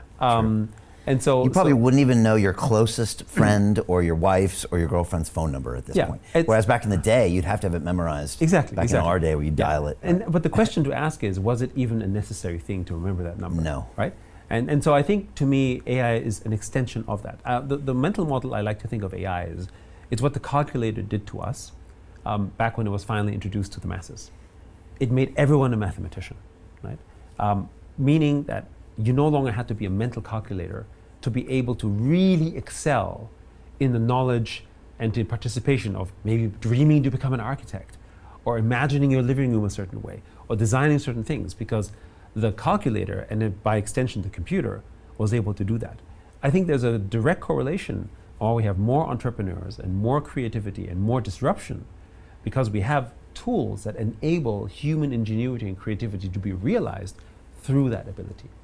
So if you accept that view, you can completely imagine what AI can do, which is that the ability that humans can conceptualize and create today is at an unprecedented level. I don't mean just art and so on. I mean imagination, creativity, vibe coding, for instance, right? We've got portfolios doing, vibe coding, where you're basically building games literally by just imagining it. And to me, I think that's the much more natural skill we as humans have, which is that we're not actually born to be computers. We never were. Or coders. Yeah, right. We're actually born to be divergent and creative in our thinking and our capacity. So it's a tool that allows you to essentially expand the potential of human potential mindset and expand our horizons to do more and get to a level of deepness in what you're building that you couldn't imagine before. Like if you even take a look at the last 10 years and you go to someone like my parents' generation, it would be completely unimaginable how you can recreate something today. And yes, does it disrupt industries? Yes, the movie industry, creative industries, coding industry, everything is going to be disrupted. So for sure, there is that risk, but it is a form of, I guess, a new kind of industrial age, which is sort of an AI age, and where essentially AI is doing a lot of tasks, where you as a human need to upgrade and up-level yourself to do the things that really only humans can do. And I think this is where consciousness, emotional intelligence, empathy, feeling, love. Jeffrey Hinton Right. says the AIs have all that in their silicone brains, not their organic brains. Yes, so That's what he says. So I'm not there in the code fiddling around this type of stuff, but at the end of the day, I subscribe more to the view that the AI is still simulating a human experience, right? What I mean by that is that the AI doesn't delight when it creates something. The AI isn't the one celebrating a victory, right? In the way that a human celebrates a victory. And I sort of subscribe to also this idea that as humans, the fact that we are irrational and have this irrationality, this sort of chaotic being of doing things that aren't logical. It's a feature, not a bug. Right? It's a feature, right? And it's a reason why we're capable of incredibly creative things and also incredibly creative destruction. Right? So the pendulum shift of human creativity is both wonderful and amazing and terrifying at the same time. And I think we project that same threat onto AI. We look at an AI and say, you have this incredible potential to create. Do you have this incredible potential to destroy? And that assumes that an AI will do something that is irrational as a human. And even if you code it in this manner, I don't know that that's the case, right? I think Does it assume you do something irrational? Could be very rational to get rid of all these carbon-producing organisms on the earth that are ruining things. It could be a very rational decision by an AI. Well, I mean, that would be the same equivalent to say that, genocide was rational, right? As an example. Exactly, an AI could come up with that. Yes. My view though on this one is that in the same way that you have arms races, AI arms races are also going to happen that counterbalance each other. So I don't subscribe to the view that there's going to be a master AI that rules over all AIs. There's going to be a race, sure, to get there. But at the end of the day, I think the fact that we have multiple sort of groups and agencies and countries all basically developing their AIs, somewhat in their natural sort of national interest and their biases, are going to be the elements that keep stuff broadly in a checks and balances. I mean, whether you call this weapons, whether you call it whatever, there is a balancing act that stays there. I don't believe that humans aren't going to be the main center of attention, because I think we have something ultimately that, and we have something ultimately that a machine won't ever really have.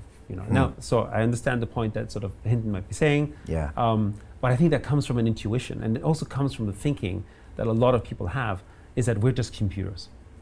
So if you subscribe to the view, We're organic computers. we're organic That's computers, what Hinton says. right? That as humans, that you are essentially just an organic computer, and we have certain irrational. And by the way, some people also believe that feelings and emotions are irrational, and our algorithms are defective, right?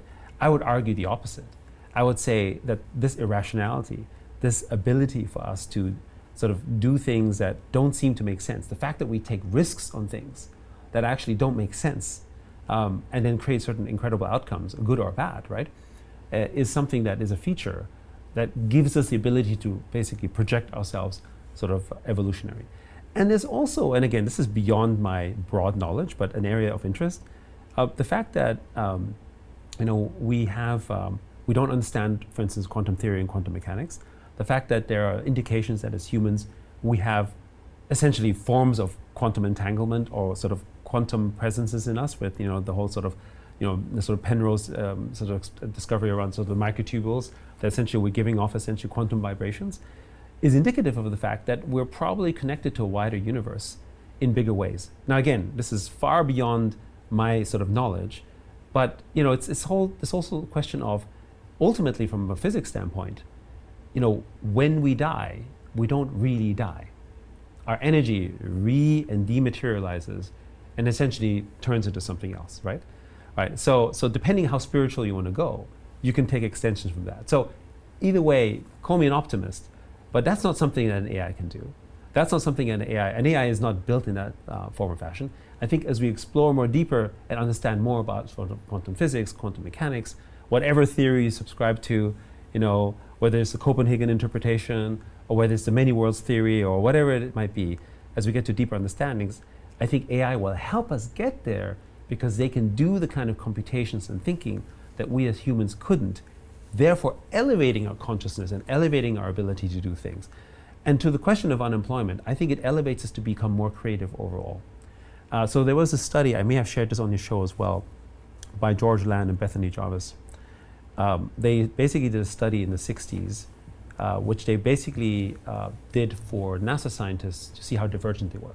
Because when you shoot people to the moon or into space, you want to make sure that if there's a problem, there's a mechanical failure or something, it's not a rule book that says, well, when this happens, do this. Someone has to be very creative to deal with it. So they created this sort of set of tests to see whether NASA scientists and engineers could solve these problems divergently. So they took the same test and they followed children from the age of 5 to 15 to track how they were, and then gave the same test to adults as well, who are over the age of 21 or 21 or so. And what they found was that the 5-year-olds were able to solve the problem divergently. I think it was 91% of the time. And what that means is that we're born creative. Mm-hmm. We're born divergent. And then as they got older, I think 8 or 10 and then 15, that number went down. By the time they were adults, the 21-year-olds scored 2%. So we went from 91% creative to 2%. And the conclusion on this was, and this was used in various bodies of research and science as well, is that we as humans are actually creative beings. We had to do more autonomous tasks and schoolings in the Victorian system, trained us to be human robots, right, to basically help construct society, as it were. Right. But when you have something that takes it away from you and actually does that better, actually we can really do what we as humans were destined to do. So if you take that lens, which is what I take, then I would say that we're going to become more creative, more inventive, more intuitive, more in touch, because essentially AIs free ourselves up.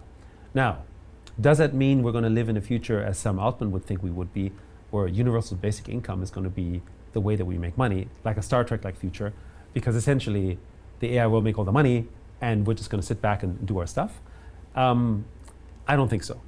And the reason I don't think so is because as humans we are designed to strive for better.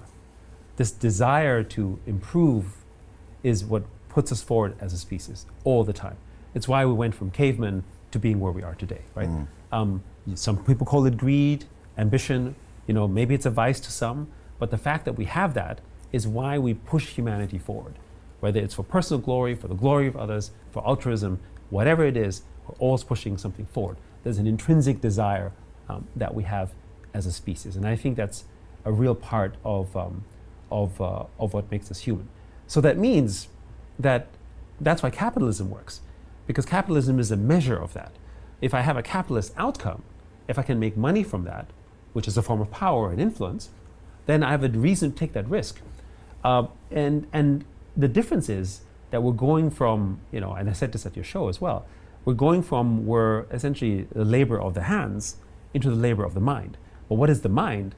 In this case, with AI, the mind can elevate our consciousness. And so we're talking about something that is really in the mind, as opposed to just imagining or creating. And when you also think about where have the most creativity and growth come from, it's all intellectual property, right? The biggest companies in the world today are all products of the mind.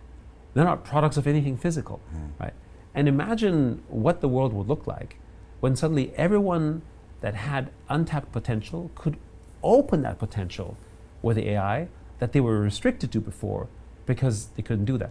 It wasn't that long ago where people used to look at people that had essentially were on the spectrum, like with Asperger's, for instance, right? Which is sort of on sort of autism spectrum, or ADHD. And they would say, oh, these people were basically defects of society. And now it turns out that they have superpowers of different sorts. Right? Now we call them learning differences. But the reality is that for some of those people on the spectrum, they can do things that we as humans cannot imagine for, let's say, regular people, because we're not tuned that way, right? And again, with an AI, they might be able to tune themselves in different ways, but they can sort of grow and accelerate in ways. I actually think it's the beginning of more diversity and more growth than not. And it comes down to one ultimate form of, I guess, contention, which is whoever is building the AIs, what are they intending it to build for? I don't think anyone is really intending to build for something disastrous. Humankind had all sorts of reasons to exterminate ourselves in the arc of history. And at the end of the day, we always rallied around what we thought was the right cause at the end of the day. And that's what I choose to believe in. I think that's where we're going to end up being. I'm sorry. And the AIs that we're building are going to follow those same footsteps, because at the end of the day, I think they're still products of us. They are children of humans at the end of the day. Wow, very optimistic. And with all the quantum entanglement theory, I could have swore Dr. Joe Dispenza just came in here and sat down. So I never thought I'd hear you say things, but they're very interesting ideas, actually. And you might have something there yet. So I guess to be continued. We went off on a tangent. Yeah, no, but I never thought it'd come from you. I think it's really interesting.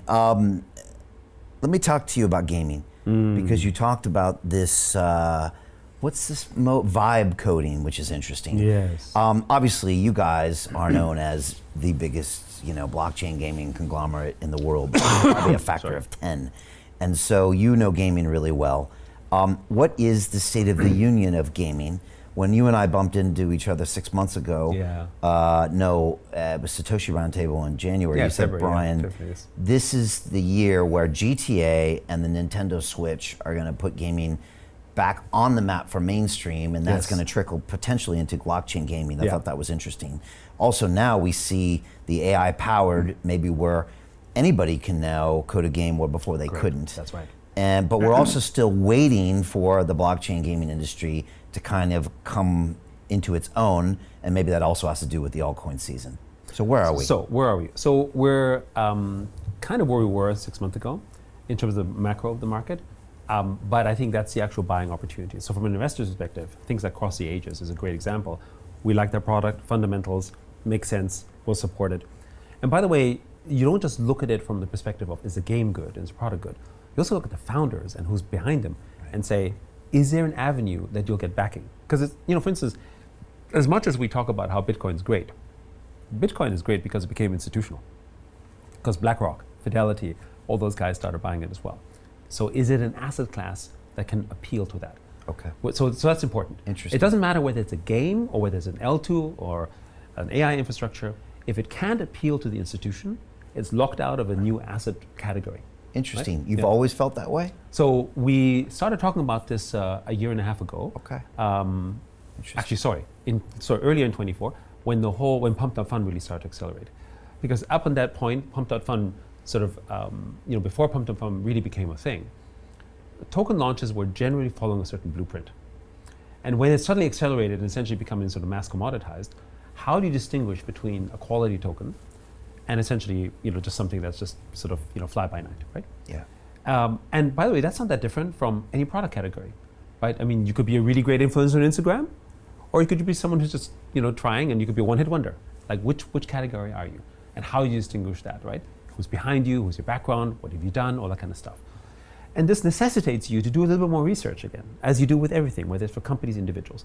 So that doesn't mean it's just for gaming. It just means gaming has a lot more in that category, because we shouldn't forget that within crypto itself, many people don't understand gaming still, right? They look at gaming as a trend and they say that's fascinating, makes sense, but how many of the people who actually invest in crypto are actually people who are gamers, understand gaming, or have been in the gaming industry? And it's a very, very small number, right? That's why it's not very well understood. So you've got to look for those same factors. Now, talking a little bit about where gaming is as a macro.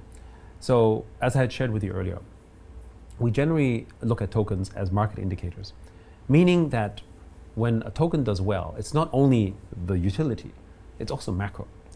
Gaming actually has the highest on-chain activity. It's higher than AI, for instance. And yet why have AI tokens done better than gaming tokens? Because the sentiment on AI is better. So why is gaming sentiment bad? And this gaming sentiment isn't bad because of crypto investors. It's bad because broadly all investors have looked at gaming negatively, because one, gaming post-COVID has not grown. So a lot of people didn't realize that. But frankly, it makes sense, right? Metaverse and gaming was accelerating like crazy because everyone thought we'd just been living in our living room in a bedroom and never leave home. And lo and behold, post-COVID, we started traveling like crazy. And gaming didn't radically drop, kind of like what happened with Zoom or Peloton, but it basically stayed fairly flat with a slight decline. But the slight decline is where it's fascinating. Two factors. One, declining sort of birth rates in developing countries. So it just means less customers. So there's a slow decline, right? Okay. Of course, as you get older, you play games still, but the uptick isn't the same, right? The second factor is pricing for gaming up until the Nintendo Switch launch has stayed the same. Okay. Okay. And Nintendo Switch only launched in June, so we're talking really recent. So the effects haven't been felt yet. Right. So you're paying the same for a game, basically, as you paid 10 years ago. Whereas, how many trillions of dollars have we basically printed into the market? Right? The cost of milk is higher, cost of labor is higher, cost of grocery is higher, but cost of games is the same. So in real money terms, game studios have been making less money. So what's the news in the game studios? Lower profits, laying off people, cost optimization. So it's been a slow type of decline over the last really 4 or 5 years. And that's been impacting tokens as a whole. And which comes to my final point. The people who buy tokens are part of your game, but they don't play your game. And the people who play your game aren't necessarily the ones who buy your token. So the Venn diagram of the people who do both is actually very small, probably less than 10%. So that means you have to appeal to the token holders. That means you have to tell them the investor story as well. And then for the gamers, you have to tell them the gaming story. Now, this is something that most Web3 game companies do not do, right? They either focus on one or the other and don't understand the nuance between them because they haven't run public companies, they don't understand the dynamic. So that's all part of that, right? So when Sammy came to us with Cross the Ages and we had a chat, he realized very quickly, he was great at making games, but he didn't understand the investor relations nuance. But he recognized that the people who bought the token are not the people who play the game. And that was an assumption many of us, included ourselves, incorrectly made when the whole sort of Web3 gaming and blockchain gaming thing really accelerated, because we made an assumption that people who buy the tokens are also going to play the game. Turns out to be not the case. There was a much smaller ratio. But the ones who came from Web 2 into Web 3, they rejected the token holders. It was even worse. They were like, we don't care about you guys. We don't care about gamers, because they came from the mindset of the people who play the game are going to be all the fun. Right. And actually, that we've seen also backfire as well. Yeah. Right? So you got to merge both. It's a new paradigm. And so I think this is just the evolution. So we're getting better at this, recognizing that a token holder is a part of your meta game. It's part of your holdings. He's part of your community. He promotes you. He talks about you. You need to incentivize him. But the game you play with him is different than the game you play with the gamer, right? They're still part of the ecosystem. So I think of that as an evolution. So all these factors together are essentially going to create this perfect storm, we think, where gaming is basically going to sort of have its big moment again, because it is still the cheapest, fastest, and most broadest form of entertainment. And also, we still believe very much it is, from a classic, let's call it Apple design principle, it's the most skeuomorphic form of crypto adoption there is from a design standpoint. Skeuomorphic. Yeah. So does that mean? Skeuomorphism is I guess is what you call it when you try to create something that from a design standpoint is very similar to your real life experience. And Apple was a master at this. So if you remember the very first interfaces at Apple, when you flipped the page, Yeah. it was a flip. It looked like you're flipping a book. Right, like momentum. That was old. That was the old physics. interface. They removed all that because basically new generations don't read books anymore, so it doesn't matter, right? But and also things like, for instance, when you make a phone call, it has a handle. Like my kids have no idea what that handle is.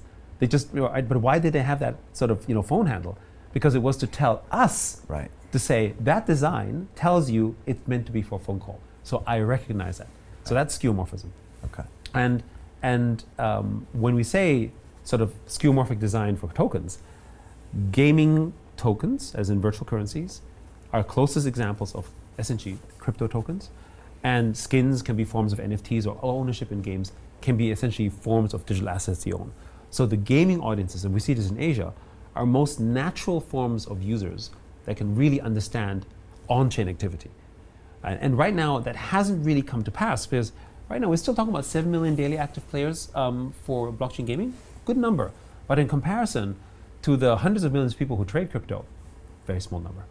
And so how do we get to that point? We need to get essentially Web3 gaming to get to 100 million gamers that are essentially doing on-chain activity and then seeing all the benefits from that. And why are we optimistic? Is because once you have a game that's on-chain, or gaming activity that's truly on-chain, it becomes highly composable. And composability means UGC. And gaming is all driven by UGC. So the two biggest games in the world, Roblox and Minecraft, are all UGC. User-generated Right? content. User-generated content. And what's interesting about Minecraft as well is that all these people running their own Minecraft servers and creating their own micro communities, to us is no different than running a node, effectively, right? So the mental frame is kind of there. It's just that it hasn't been translated into a blockchain economic structure that is cohesively tying it together as a common community. But that's just a matter of time. And that's where things like Sandbox can come into play as well, right? So we're long-term bullish, but we think the macro is going to improve radically when the Nintendo Switch launches, which was a blowout success, and was pushing the price of essentially their sort of a Mario Kart up to essentially $90, which is, $30 more than most of the games are sold for, giving permissions, we think, for other games to increase their price. Hasn't happened yet, but will happen soon, I think. And of course, Grand Theft Auto. Now, GTA, however, was delayed yet again. So when we spoke about this, GTA was meant to come out this September, maybe October. So now it's coming out in I think, May next year. Right. So which means that sort of gaming, the big gaming explosion will probably have to wait until Q1, Q2 next year. Okay, so that will wait, but then everybody will be talking about games, and it also looks so good that you think there'll be massive new adopters of gaming. I think also, so with all the UGC gaming that's happening out there, so for instance, GTA has the ability to run role-play servers, role-play server games, so basically RP servers, which means you can run your own server. And we don't expect Take-Two to launch their own token, but under this new regulatory regime, we also don't think that they're going to take a very hostile stance towards it. Okay. And that's important. And whether it's them or someone else, if someone wants to run crypto rails on their branch of the game, then why stop it, right? You have the freedom to do so.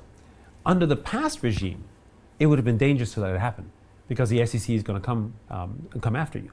But under this new regime, you probably have permission to do so, and it's fine. And particularly when there's clarity as to what is a utility token and what is not, I think it's going to open the floodgates for essentially every gaming company, especially the big ones in the US, to say, you know what, we're going to launch a token, or we're going to do something, or we're going to tokenize something in that area, as they've really been wanting to do, but they essentially weren't able to. And remember also that for us in the crypto industry, we're used to living on the edge because we've been living on the edge all the time. So this regime, the way they're talking about it, is enough license for us to say, let's go full steam.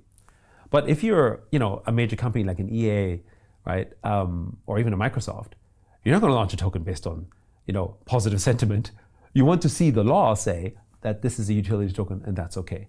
And when that happens, it opens it up for them as well. All right, so that could be coming, yes, where these games either issue their own tokens or other people issue them alongside in parallel, which maybe gets the game. We should also remember, the whole sort of Epic ruling that happened against Apple. Right, and this was to allow, in the American App Store, I've been told, yes, this doesn't apply yet to European App Store, but now they can't tax the out-of-game purchases. Correct. They're exactly. 30-35, which you were railing against for a long time. Exactly, but it required essentially an enforcement to take place, right? Yes, it was epic, that ruling. Exactly. And so what we did then as an experiment with one of our blockchain games is we essentially added a crypto rail payment on it for Tower, for Crazy Defense Hero, and it had immediate adoption as well, and people could start using their crypto to essentially pay for and receive value inside a game on the App Store. So that was already an opening up of that, and it was the beginning of that. So you can see how that kind of adoption is also going to open up, because one of the biggest problems was the distribution vectors for gaming was restricted for use of crypto. Because even if I sort of have a game on the App Store, I can't use crypto that I could be sort of spending on it, and now I could if I wanted to, at least in the US. So I think that's going to open up as well. So it's a confluence of all these things happening at the same time that is going to sort of accelerate the growth of this area. Is that ruling going to pass to the European App Store? I think it's going to pass globally. Apple's going to be fighting that, of course, but if there's one place that is even more sort of trying to sort of break up Apple's monopoly, it's Europe. Yeah, that's true. Yeah. Give me the 5-year out perspective of what Animoca might look like. Will you have offices in the US? Could there be an IPO either in the US or other markets? Could you buy one of these huge gaming companies or merge with them? What could it be? Yeah, so first of all, to clarify, Animoca is much more than a gaming company. I mean, 573 portfolio companies, billions of dollars of assets under management. Some people have actually described this as are we the MicroStrategy of alts? Interesting. I don't quite like that term. You guys have a lot of investments in non-gaming companies. Correct. We Yes. bump into you all the time in our own investing, and I'm like, Animoca's in that, Animoca's in that. Yes. And it's interesting, yeah, that you are. So I agree. Yes. There's a lot going on. So- Plus, you go your own market making. You guys do a lot of things. And the way that I think of Animoca is that we started in gaming and we're still very big in this. However, we've evolved because of the way that markets evolve when you want to push things of a new area. And that means that when we're pushing digital property rights, we realize that digital property rights is much more than gaming. Gaming is maybe a big way to push into it, but actually we can be so much more than that. That's just why we have the stablecoin. That's why we're doing sort of DeFi and DePIN and AI and all these areas and expanding in this area. And we actually think what we're building at Animoca is a company that is a Web3 native business that essentially is a model to emulate for other companies who want to do business in Web3. And what I mean by that is that the big thing that's changing in Web3 is that, in my mind, we will no longer have fintech companies in the future. Meaning that every business is a fintech company in the way that every business has to be an AI company, and in a way how every business has to be an internet company. There's no such thing. What's the last one? Internet. Internet company. Internet. Yeah, I mean, of course. you remember which in is true now. Yes. But back in the day, it was .com. You're in .com. You're an Yeah. internet company. Yeah. You're not, right? Yeah. You're Although on is- the internet. You're not, Yeah. right? Although is Walmart on the internet? That's a question. Well, but Walmart does sales on the internet. They have to have. It's no longer a They do now. division. It's Yeah. very much encapsulated between it, whether it's social media marketing or that kind of stuff, right? Yeah. So that means and they have to leverage it, right? It has to be a part of what they do. And so today we have these categories called fintech. And what Web3 does is it essentially embeds fintech into everything that you do, meaning that the small business owner, the restaurant, the small gaming company, they all have to essentially use fintech within their business to create revenue streams out of what they're doing and beyond. And that's what we're doing at Animoca, and we think we're pioneering that model. So I'll give you an example. Why is market making so relevant for us? Because it's a revenue generation model for gaming tokens, at start, but also other tokens. The traditional model for the Web3 gaming companies before was really a Web2 business model. Sell skins like NFTs, sell virtual currency like tokens. Yes, you have a market that trades them, and yes, you have basically people who can own them. But beyond that, it's essentially a Web2 business model. And it's not that different from an exchange, where an exchange essentially is really a Web2 business model, as in the centralized exchange, dealing in Web3 assets. That's what most of the early forms of Web3 games were. But you can evolve them because of DeFi. And so what we realized is that, oh, hold on. With market making, we can now make fees as a spread. Sure, there's capital risk, because you got to put USDC or USDD at risk together with the other token. But as a market maker, we can make a spread, which is much better than us selling tokens into the market, essentially into the user. And so what it means that the game now has to focus on creating volume and attention, which is much more aligned with the token holder, which is a different game to play than the one who's only focused on, is the game fun and exciting? You need both, because the excitement of the fun of the game also drives volume, which in turn basically creates activity, or the ones who own your tokens as investors. It opens up a whole new business model. And if you have a gaming company of size, you'll want to have that as a business model. And we're experimenting with this. This is a business model we didn't have 2 years ago, right? And we're evolving. It's a little bit like, when Amazon first came out selling books. I mean, they still sell books, but that's not why Amazon is Amazon, right? And I think for Animoca, it's exactly the same. We came out in the market with blockchain games, NFTs, and that's still what we do. But it's roughly a third of our business. 2/3 of our business basically is our publishing business, is our sort of trading, market making, and of course our investment portfolio management side of the business.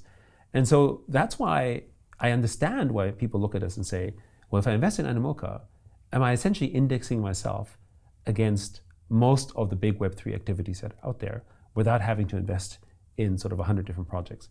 And I think from a public markets play, that makes sense.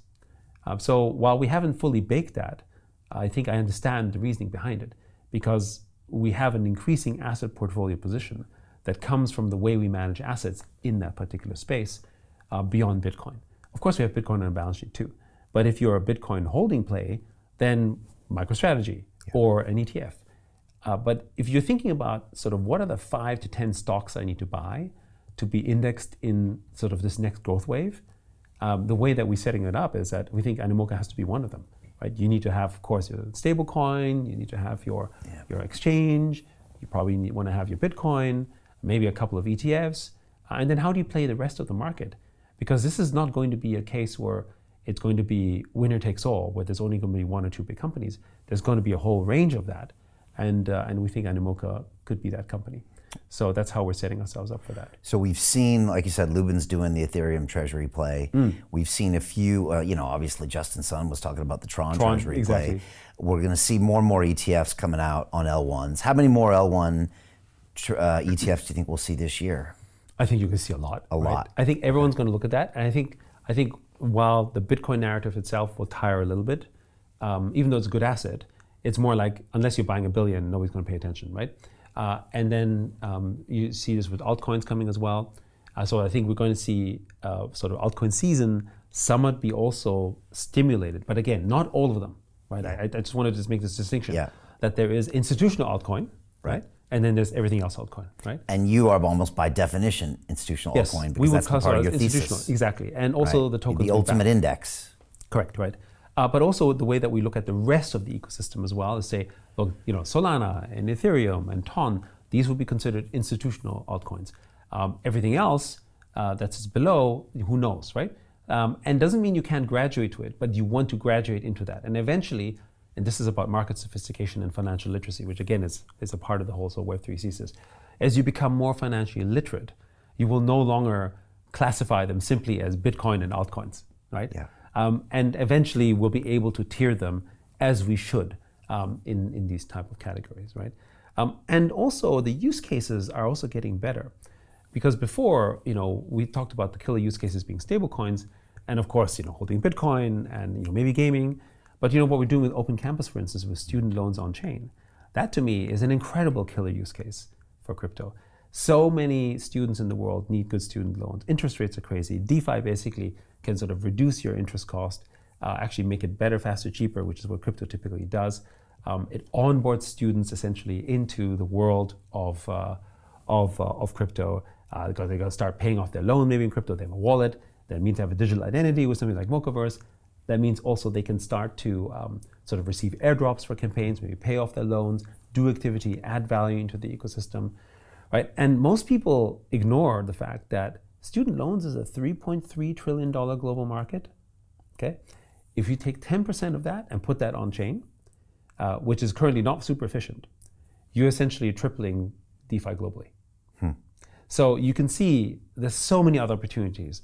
And again, at Animoca, that's what we're looking for. We're looking for, the moonshots and the big ideas that can really alter the space amongst all the other things that we do.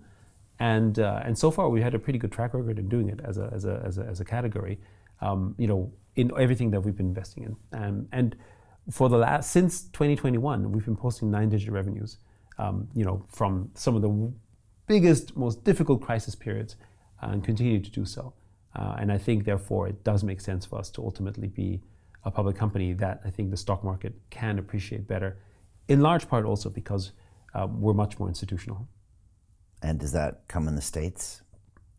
Stay tuned for that. Stay tuned. Okay. Yes. So like you said, you said in so many words, you have all the downsides of a public company now without the upside. That's right. And you were once a public company. So it's very, very different than really any entity in Web3. And also, if you're an L1, L2, it doesn't make sense for you to be a public company. Maybe a treasury play makes sense, but really you're running as a foundation, or you're running as an L1, L2, run as a token ecosystem. So I think it's very different from what we do. We generate yield from the assets, right? Yeah. A foundation doesn't do that, right? That's more essentially asset appreciation to the potential of the growth of the network. Yeah, this is fascinating. Because you really set yourself up for, in some ways, almost a must-own asset in the space in the future for any investment vehicle that wants exposure in this space. And we see all these investment vehicles now adding Bitcoin to their portfolio, via the ETF Ethereum to their portfolio, soon the other L1s to their portfolio. But at some point, there's this whole other asset class that is the future that they're going to want to have, and they can do that with you. That's right. And tokenization isn't just about these digital assets. It's RWAs as well, and not just stable coins. What I did with the Stradivarius. the interesting thing about the Stradivarius was that, it's a rare instrument that we know appreciates every year roughly 12 to 15%. And most other people, and this comes down to the You point. tokenize your Stradivarius, by the way, Yes, right? that's right. Right, just for the record. Exactly. Right, okay, Tokenize the Stradivarius, multi-million-dollar asset. But what it allows people to do is to now partake in the growth of this asset. It democratizes access to an asset class that is understood by a previously excluded group of people in the financial world, which is mostly musicians. Right? So if you're a classical musician, you're not really interested in buying Bitcoin. And this is a struggle about adoption. You want to tell people, hey, buy Bitcoin, it's great for you. Yeah, okay, but you have to first understand digital assets and you have to care about that. Those same people also don't buy gold. Right. They also don't buy Tesla stock, right? Because they're not attuned to this type of financial instrument. They don't understand it. It's not their world, right? And yet, the world without musicians would be pretty dire, right? We'd have a lot less pleasure, a lot less entertainment, a lot less fun, and frankly, a lot less love, right? Like, I think we need that, right? And musicians is just one example. You could say the same for the culinary industry. You could say the same for actors. You could say the same thing for anything in the creative industry, anything we do, anything that delights us, basically. Most of them are not investors in the craft that they love because they're investing in their labor. They're still in the labor world, but they're not actually capital investors in that asset. So now when you present them with a way to have something like a strat, in this case, what you're really doing is you're teaching them about money. Right? And then they suddenly go, oh wait, this asset appreciates in value. I know it's valuable. The person who buys Bitcoin might not care about a strat, but the person who's a classical musician, he will care about the strat. And in that process, he now gets to learn about money and about value and about an asset class. And suddenly he learns why it's important. And then he cares about inflation. And he understands that money is not a store of value. And he graduates from that. That's what we saw in the Philippines with things like Axie Infinity on gaming. And what tokenization does is it opens up every category, turns it into a capital asset, and introduces financial opportunity, therefore bringing financial sort of literacy and education in that process. And the future will be that most of us will be, as we are digitally literate today. I mean, digital literacy was a thing in the 90s. Are you digitally literate or not? Like, I had to print my emails for my boss at AT&T, where I was for a year, because he just treated it as like a fax machine, right? So now we're all digitally literate, right? Even in places that are far and remote. However, or most of us. But what we're not is financially literate. And what Web3 will do is that we will all become more financially literate because everything we own will have the ability to be a capital asset through tokenization, which means we learn about money, we learn about sort of, what it means to have financial inclusion and investing, and the relationship with risk. And I think that world will really radically shift and change when there's billions of people who understand money that don't understand it today. And you do that by going to their world with the Stradivarius, with the... You tokenize their world. Right, with the super chef, with the whatever. You tokenize their world and they're like, oh yeah, I get that. Of course I'm interested. And then the number of people, for instance, this surprised me when I was in New York, the number of people who heard about the tokenized strat in that world and said, I understand it now, surprised me. Because, you could argue that it's an esoteric item, it's very valuable, but, how many people would know about this? But actually, they get it, right? And that actually gave the inspiration to, well, what else can we tokenize that most people understand but are actually financially excluded? Student loans was one of those examples, right? Yeah. Right. If you tokenize student loans, you open up a whole new world and you bring in essentially hundreds of millions of students, the next generation, and teach them about money in the way they should have. Yeah. I love the student loan on chain. Like, that's mind-boggling. But look, I think this is all a testament and a demonstration of the evolution of Animoca, or at least the world realizing that you guys are so much more than just a Web3 gaming conglomerate. I mean, there's a lot going on here. Yes. And I can see how you guys could be the treasury asset for altcoins or whatever, something like that. Yeah. It's pretty fascinating. And this whole brand new future is something we really haven't seen.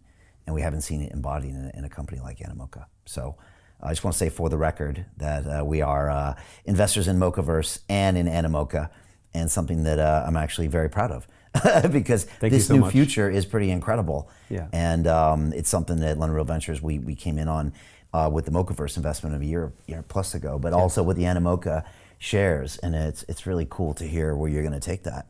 And I don't see anybody anywhere near you yet. That's what's really exciting. So it's not like what you do and the knowledge you have cannot be replicated quickly at all out there. Whereas, a lot of people can do Bitcoin treasury companies or can do an ETF, but what you have is, how long have you been doing Animoca for now? 10 years? Well, Animoca itself started in 2011, Okay. but really entering into the crypto space was 2017. So it's a pretty, in crypto terms, we are old, but in sort of general terms, still a young company. Okay. Yeah. So stay tuned for that. Follow what you're doing. Keep an eye out for what you're doing with Open Campus, of course, Mochaverse, upcoming IPO, let's see, and then what happens in the US. And then altcoin season's coming Q4. We heard it here first. Yes. And gaming coming soon as well. Right after that. Yes. Because GTA is early next year. That's right. Yeah, always a pleasure. This is number 7. I always say that you are the next Elon Musk. People can say what they want about that, but that's the way I describe you. And today, it really makes sense. I don't think I've ever heard you say the word love in an interview or quantum entanglement. So you're also evolving, or at least I'm getting to know you better. But you're right, all of those things are important. And I like how you look at the arts and the cultures and the delights, because ultimately, the biggest asset class is culture. You always remind us of this. Yeah. And that's one thing maybe we'll close with. People think the blockchain is about maybe tokens and money or about technical things, but it's not really. It's a reflection of who we are as humans, and it's an embodiment of who we are as humans. It's one of the most, I'd say, human inventions out there. Is really everything that's going on with Absolutely. Web3. And sort of to close that thought, the most things we invest in is actually cultural in context. Our communities, our societies, our networks, they're all embodied essentially through the strength of their relative cultures. Yeah. If you have a weak culture, you have a weak community. And we buy things to be members of those communities. We buy things that are cultural icons, whether it's a Rolex or Bored Ape. Doesn't really matter.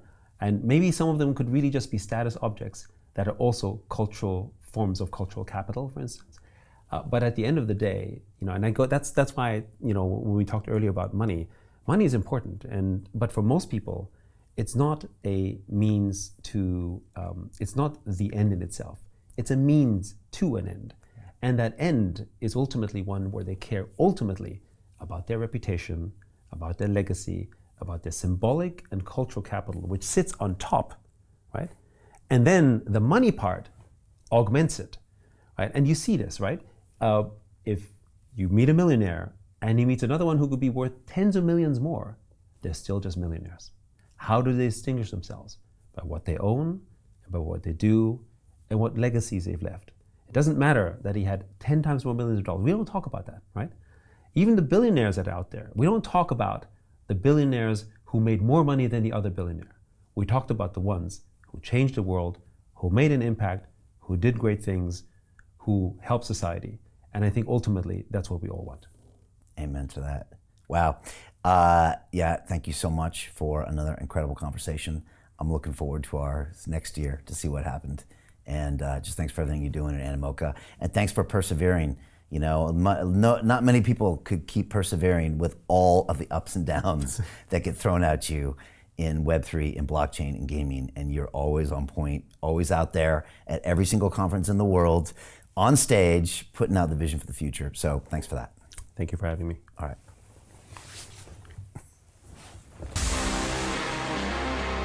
I feel blessed. I'm so happy to be part of that amazing journey. I'm glad I decided to pull the trigger and join. You can literally come into this place with zero knowledge of investing and then learn how to find deals. In the Investment Club, we get these offers on a daily basis. We get the next papers on our table. Don't sit around. Don't let this play out in front of you. Jump on the London Real Ventures website. We are interacting with amazing visionaries who are setting up those cutting-edge technologies. This has been an interesting ride, and I cannot wait for you to be a part of the Investment Club. Hope to see you on the inside. If you haven't jumped on a free masterclass, do it. The best investment you can make is in yourself. Please join us.